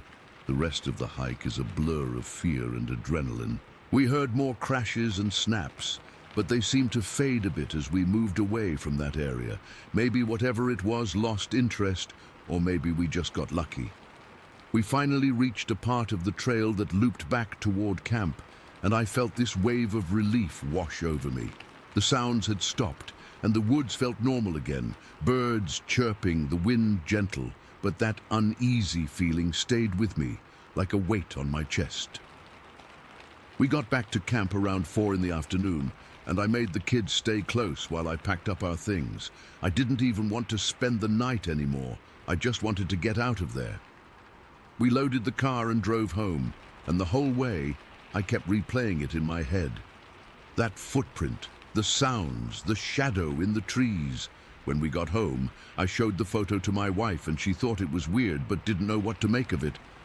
I've shown it to a couple of friends since, and they all say the same thing. It doesn't look like any animal track they've seen. I've thought about going back, but I can't bring myself to do it. That day left me with this deep-seated fear that I can't shake. It wasn't just the footprint or the noises. It was the feeling of being hunted, of something intelligent and unknown, being right there with us. I keep the photo on my phone, and sometimes I look at it and wonder what we really encountered. Was it a bear acting strange, some kind of hoax, but it felt too real, too visceral. The memory of those sounds and that shadow haunts me, and I don't think I'll ever have an explanation for what happened that day in the woods near Fort Hill. Story 18. Okay, I'll do my best to write this for you. I'm still pretty shaken up even now, just thinking about it. Typing it all out feels weird, but I need to get it down, you know? Maybe someone here will get it. So this was early August, just a few weeks back. Me and my 2 buddies, Jordan and Josh, we planned this camping trip for months, Umatilla National Forest in Oregon. We'd been there before, but never this deep in. We wanted real solitude, the kind where you don't hear a single car or see another soul for days. We found a decent spot by a small creek, set up our tents, and got a fire going. The first day was perfect. Just guys being guys, hiking, fishing, the usual. That night we cooked up a feast. We'd brought venison steaks, some elk sausage, and even a bit of moose meat my uncle had given me. It was a hell of a meal, cooked over the crackling fire, the smell of wood smoke and searing meat filling the air.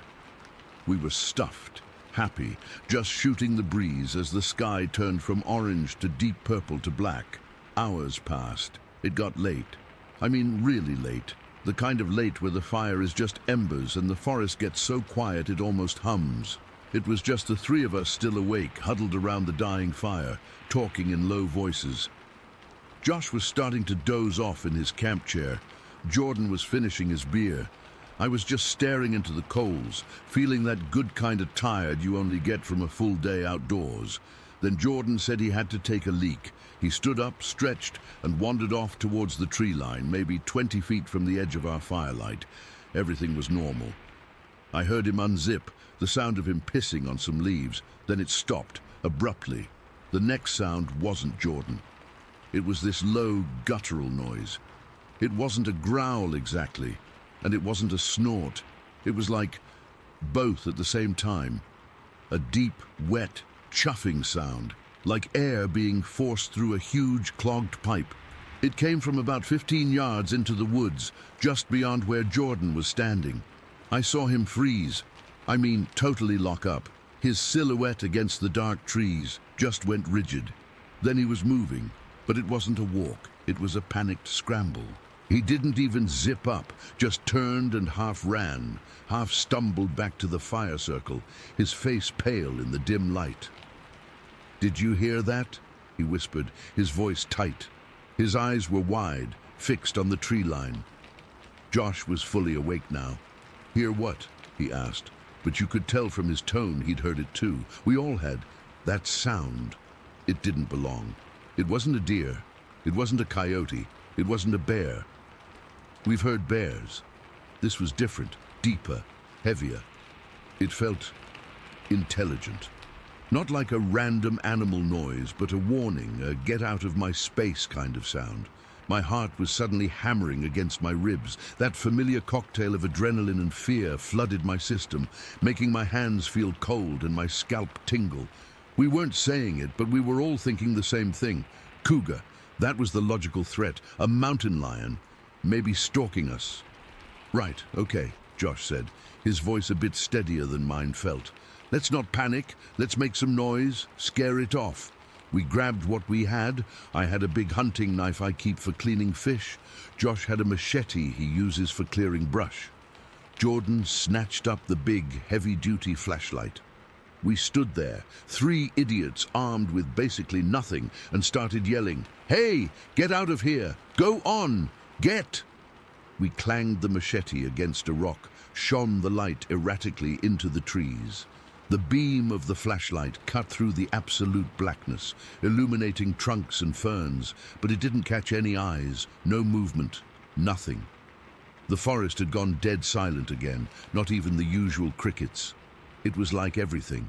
Every bug, every frog, every little mouse had just shut up. That was almost worse than the sound itself. The silence felt heavy, expectant. We stood like that for what felt like forever, but was probably only a few minutes. Our shouting died down. The only sound was our own ragged breathing. Maybe it was just a bear, Jordan said, but he didn't sound convinced. He was still staring into the woods. Maybe, I said. I didn't believe it either. We decided to stay put, close to the fire. We built it back up, throwing on more wood, until it was a proper blaze again, the flames reaching up into the night. The light pushed the darkness back maybe another 10 feet, but beyond that the wall of trees was an impenetrable black. We sat down, but nobody was relaxed. We were perched on the edges of our logs, listening.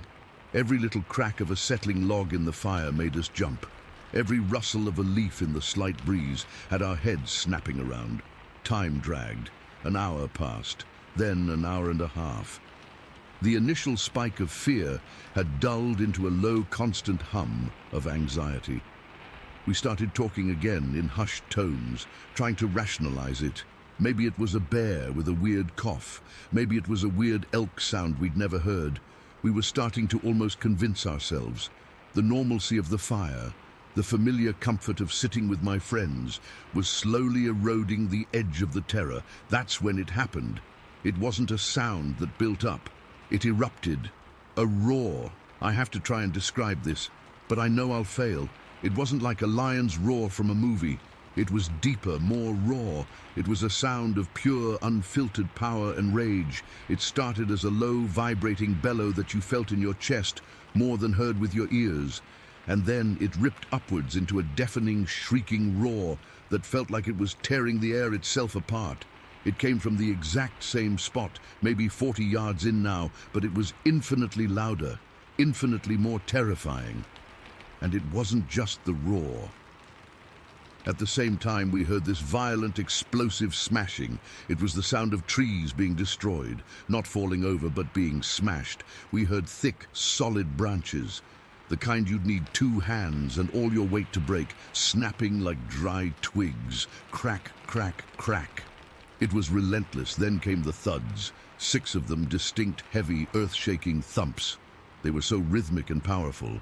Thump, thump, thump, thump, thump, thump. It was the sound of something massive, unbelievably massive, moving, and it was covering ground fast. The sound of the breaking trees and those 6 distinct pounding footfalls moved from that spot 40 yards away to what sounded like right on the other side of the tree line in a matter of seconds. It was impossibly fast for something that had to be that big. We didn't scream right away. I think we were in a state of pure system overload shock. My brain just short-circuited. The sound was so physically overwhelming, so viscerally terrifying, that for a second I couldn't even process it. Then Jordan let out this choked, guttural yell that was half scream, half sob. That broke the spell. All three of us were screaming, scrambling backwards, falling over our chairs, grabbing at each other. I dropped the knife. I didn't care. The only thing in my mind was a primal, screaming need to be anywhere but there. Our screaming must have been loud, because a guy from a campsite maybe 100 yards away came running over, his own flashlight beam bobbing through the trees. He looked confused and freaked out. "What the hell was that? What's going on?" he shouted. We were all talking at once, pointing into the woods, our voices shaking so bad we could barely form words. "There's something in there. Did you hear that?" And as suddenly as it had started, it stopped. The roaring, the smashing, the thuds, it all just ceased. One moment, the forest was a cacophony of pure nightmare fuel. The next, it was plunged back into that same dead, heavy silence. It was the most abrupt, unnerving transition I've ever experienced. It felt deliberate, like a switch had been flipped. The other camper shone his light into the woods. Nothing. He looked at us like we were insane. We probably looked it. We were pale, trembling, covered in dirt from where we'd fallen. We tried to explain, but our story sounded crazy even to us. A roar and trees breaking. He hadn't heard the thuds, just what he thought was some weird noise. He left after a few minutes, clearly thinking we were just drunk or messing around. We didn't sleep. We sat by that fire, now a roaring inferno we kept feeding with every piece of wood we had, until the sky started to lighten from black to grey. We didn't speak much. What was there to say? We just sat there, clutching our pathetic weapons, staring into the trees, waiting for the sun. When dawn finally came, it was a relief so profound it felt like a physical weight lifting. The forest looked normal again. Birds were chirping. The world had color. We were exhausted, wrung out, but alive. We decided to pack up and get the hell out of there. Jordan went to start taking down his tent. He unzipped the flap, peered inside, and then just froze. He didn't make a sound. He just slowly backed away from the tent, his face a mask of pure confusion and dread. "What?" Josh asked, his voice tense. "What is it?" Jordan just pointed. Josh and I went to the tent door and looked inside.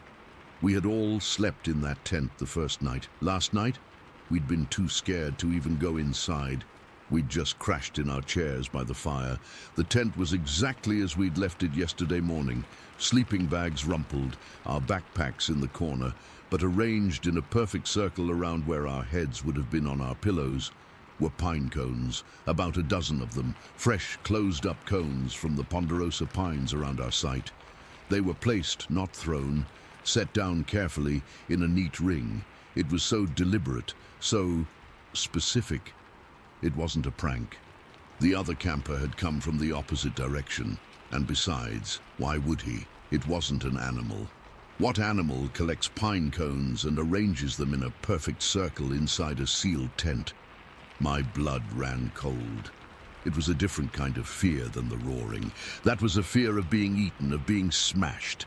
This was a fear of something else, something that had been right here while we were sitting terrified by the fire.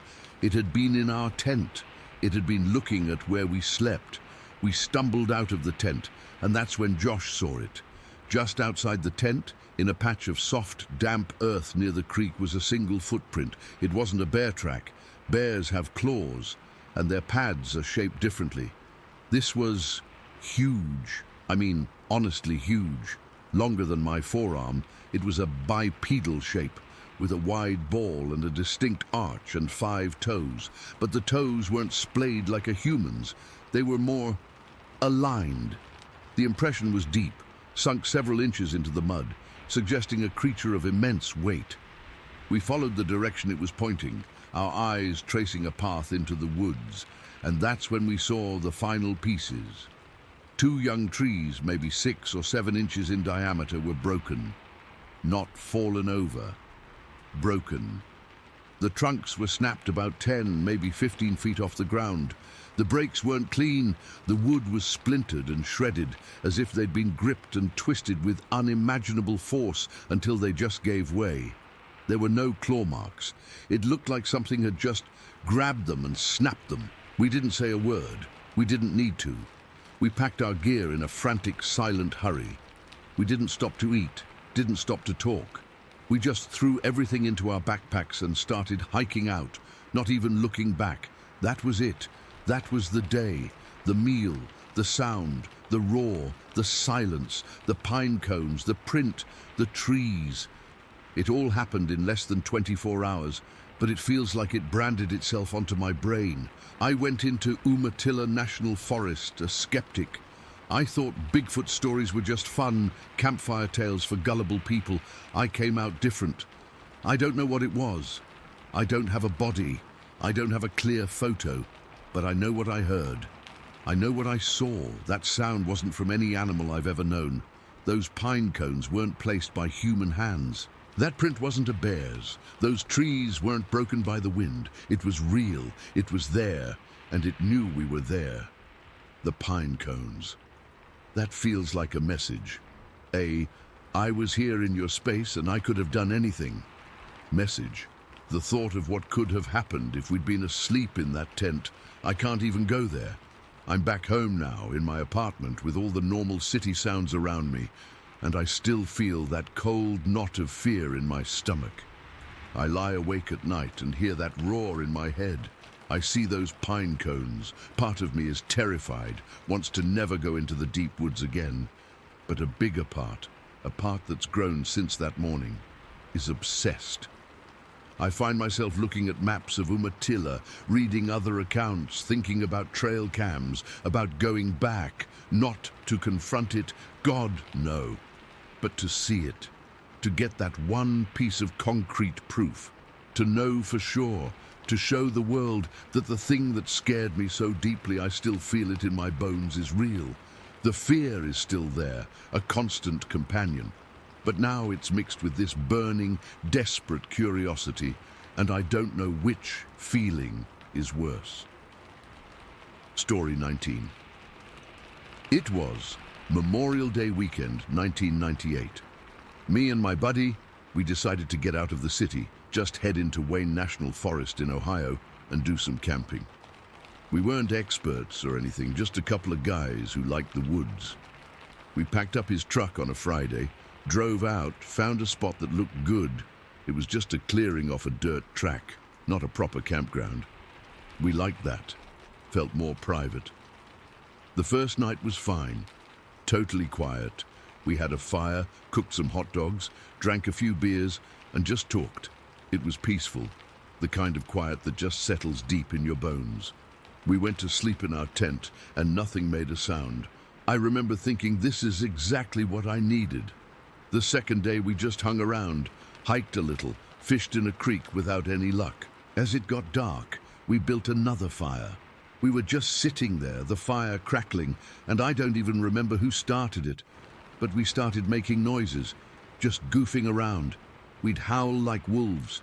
Then we'd make these stupid monkey sounds, hooting and hollering. We were laughing our asses off, just two idiots in the woods. It was probably around 9 o'clock when we finally stopped, our throats getting sore from all the nonsense. Then, maybe 10 minutes after we shut up, we heard it. It wasn't a branch breaking, it was a tree, a loud, sharp crack like a gunshot, but deeper, wetter. It echoed through the woods, and then there was this heavy crashing sound as it fell. It wasn't close, but it wasn't far either, a few hundred yards maybe. The sound just sucked all the laughter right out of us. We just looked at each other. My friend's face went blank. We didn't say anything for a full minute, just listened. But the forest had gone dead quiet again. No crickets, no frogs, nothing. Bear, he finally whispered. Maybe, I said, but it didn't feel like a bear. A bear might push through brush, but that sounded like something just snapped a tree. We shrugged it off, or tried to. We poked the fire and talked about other stuff, but the mood had shifted. We were listening now, not just hearing. We went to bed a couple hours later, around 11. I remember zipping up the tent and feeling a little claustrophobic, which was new. I usually liked the cozy feeling of the tent. I fell asleep, but it was a light sleep, the kind where you're still half aware of every little sound. Then, at 9:15 in the morning, it happened. I was jerked awake by a crash that was so loud it felt like it was inside my skull. The ground actually shook. I'm not kidding. The tent floor vibrated. My friend shot up next to me, his eyes wide as saucers. "What the fuck was that?" he hissed. It came from the same direction as the tree snap the night before, but this was so much closer, right on the edge of our clearing. We didn't speak, we just scrambled. We both had guns with us, a rifle and a shotgun, just for peace of mind. We grabbed them, fumbled for our big mag-light flashlights, and unzipped the tent. The morning was cool and misty. The sun was up, but it was hazy. We stood there side by side, scanning the tree line. Our breath was coming out in little puffs. We could see where something had come through. A couple of young saplings were just smashed flat. We walked over, guns held tight, hearts hammering against our ribs. The ground was torn up, but there were no clear prints in the thick layer of old leaves. We shone our lights into the shadows, the beams looking weak in the growing daylight. Then an owl, a big barred owl, swooped out of a tree right above us with a loud whoosh of wings. We both nearly jumped out of our skins, pointing our guns at it before we realized what it was. It landed on another branch and just stared at us. We laughed, but it was a nervous, shaky sound. We convinced ourselves that was it, an owl. Maybe it had spooked a deer, and the deer had crashed through the brush. It made a stupid kind of sense, and we desperately wanted it to be true. We spent the day trying to act normal, but we were on edge. We didn't go far from camp. We kept looking over our shoulders. The woods felt different. They felt watched. The silence felt heavy, intentional. We should have just packed up and left. I wish to God we had. Night fell. We built a fire again, but it didn't feel comforting anymore. It felt like we were just lighting a beacon in the dark. We didn't talk much. We just sat there, listening. The normal night sounds came back, but every time a twig snapped, we'd both freeze and look at each other. Around 12:30 in the morning, my friend just passed out. He was sitting on a log, and his head just slumped forward onto his chest. He was out cold. It was the weirdest thing. It wasn't like he was tired. It was like a switch had been flipped. It scared me more than anything so far. I tried to shake him awake, but he just mumbled and stayed asleep. I was alone. I moved away from the fire. The light was ruining my night vision. I found a darker spot near a big rock overhang at the edge of our clearing and sat down with my back against it. I had the rifle across my lap and the maglite in my hand. I started a routine. Every 15 minutes I'd do a slow, methodical scan of the woods, left to right, sweeping the beam across the trees, trying to see past the first layer of darkness. It was exhausting. The adrenaline was making my hands shake. At 1 o'clock exactly, I was in the middle of a scan when a tree about 50 feet away started to shake, not sway, shake, violently. It was a decent-sized oak tree, and its whole crown was whipping back and forth like someone had a hold of the trunk and was trying to rip it out of the ground. I trained my light on it and held it there. The beam was bright, but I couldn't see anything. No body, no arms, no shape. Just this tree going crazy in the middle of a perfectly still night. This went on for 20 minutes. 20 long minutes. I just sat there, my finger on the rifle's trigger guard, my light glued to that thrashing tree. My mouth was so dry. Then as suddenly as it started, it stopped. The tree went still. The silence that followed was deafening. I crawled over to my friend and shook him harder. "Dude, wake up! Something's out there!" He groaned, lifted his head, his eyes glassy. "Huh? What?" "Listen," I whispered. We both listened. For a minute, there was nothing. Then he just shook his head and slumped back over. "Just the wind, man." And he was out again. There was no wind.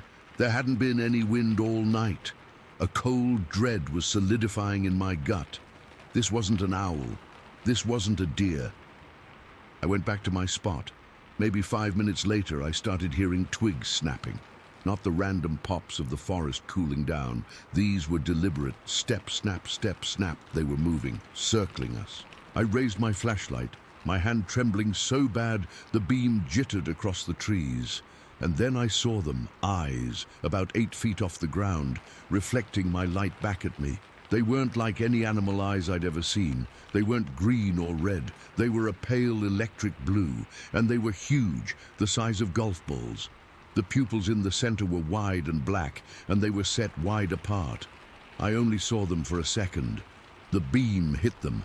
They flashed that terrifying blue, and then they were gone, just vanished. No sound of it moving away. It was just there. And then it wasn't. My heart felt like it was going to explode. I couldn't breathe. What the hell has eyes 8 feet off the ground? I looked at my watch. It was 2:08 in the morning. That's when the footsteps started. These weren't the light snaps of twigs. These were heavy, thumping footsteps, the kind you could feel through the soles of your boots. Thump, thump, thump. It was walking. Then it stopped. The silence was absolute. I counted in my head. 1 Mississippi, 2 Mississippi. Right at 5 seconds, it started again. Thump, thump, thump. 5 steps, then stop. 5 seconds of silence, then 5 more steps. It was pacing, a huge, heavy thing, just pacing back and forth in the dark, just outside the ring of our firelight. I had a camera, one of those old disposable film cameras. I fumbled for it in my pack. Every time I heard the footsteps start, I'd point the camera in that direction and press the button. The flash would burst, lighting up the trees for a split second. I never saw anything, just the sudden white of tree trunks and leaves, and then darkness again. But the footsteps kept going. It would stop when the flash went off, wait a few seconds, and then resume its 5-step pattern. It knew we were here. It was playing with us. This went on for 40 minutes of that rhythmic, monstrous pacing. I used up the whole roll of film. The worst part, the part that still gives me nightmares, happened at 3 o'clock. The footsteps had stopped. The forest was quiet again. I was just sitting there, shivering, clutching my rifle. And then a voice came out of the darkness. It was deep, unnaturally deep, like stones grinding together at the bottom of a well.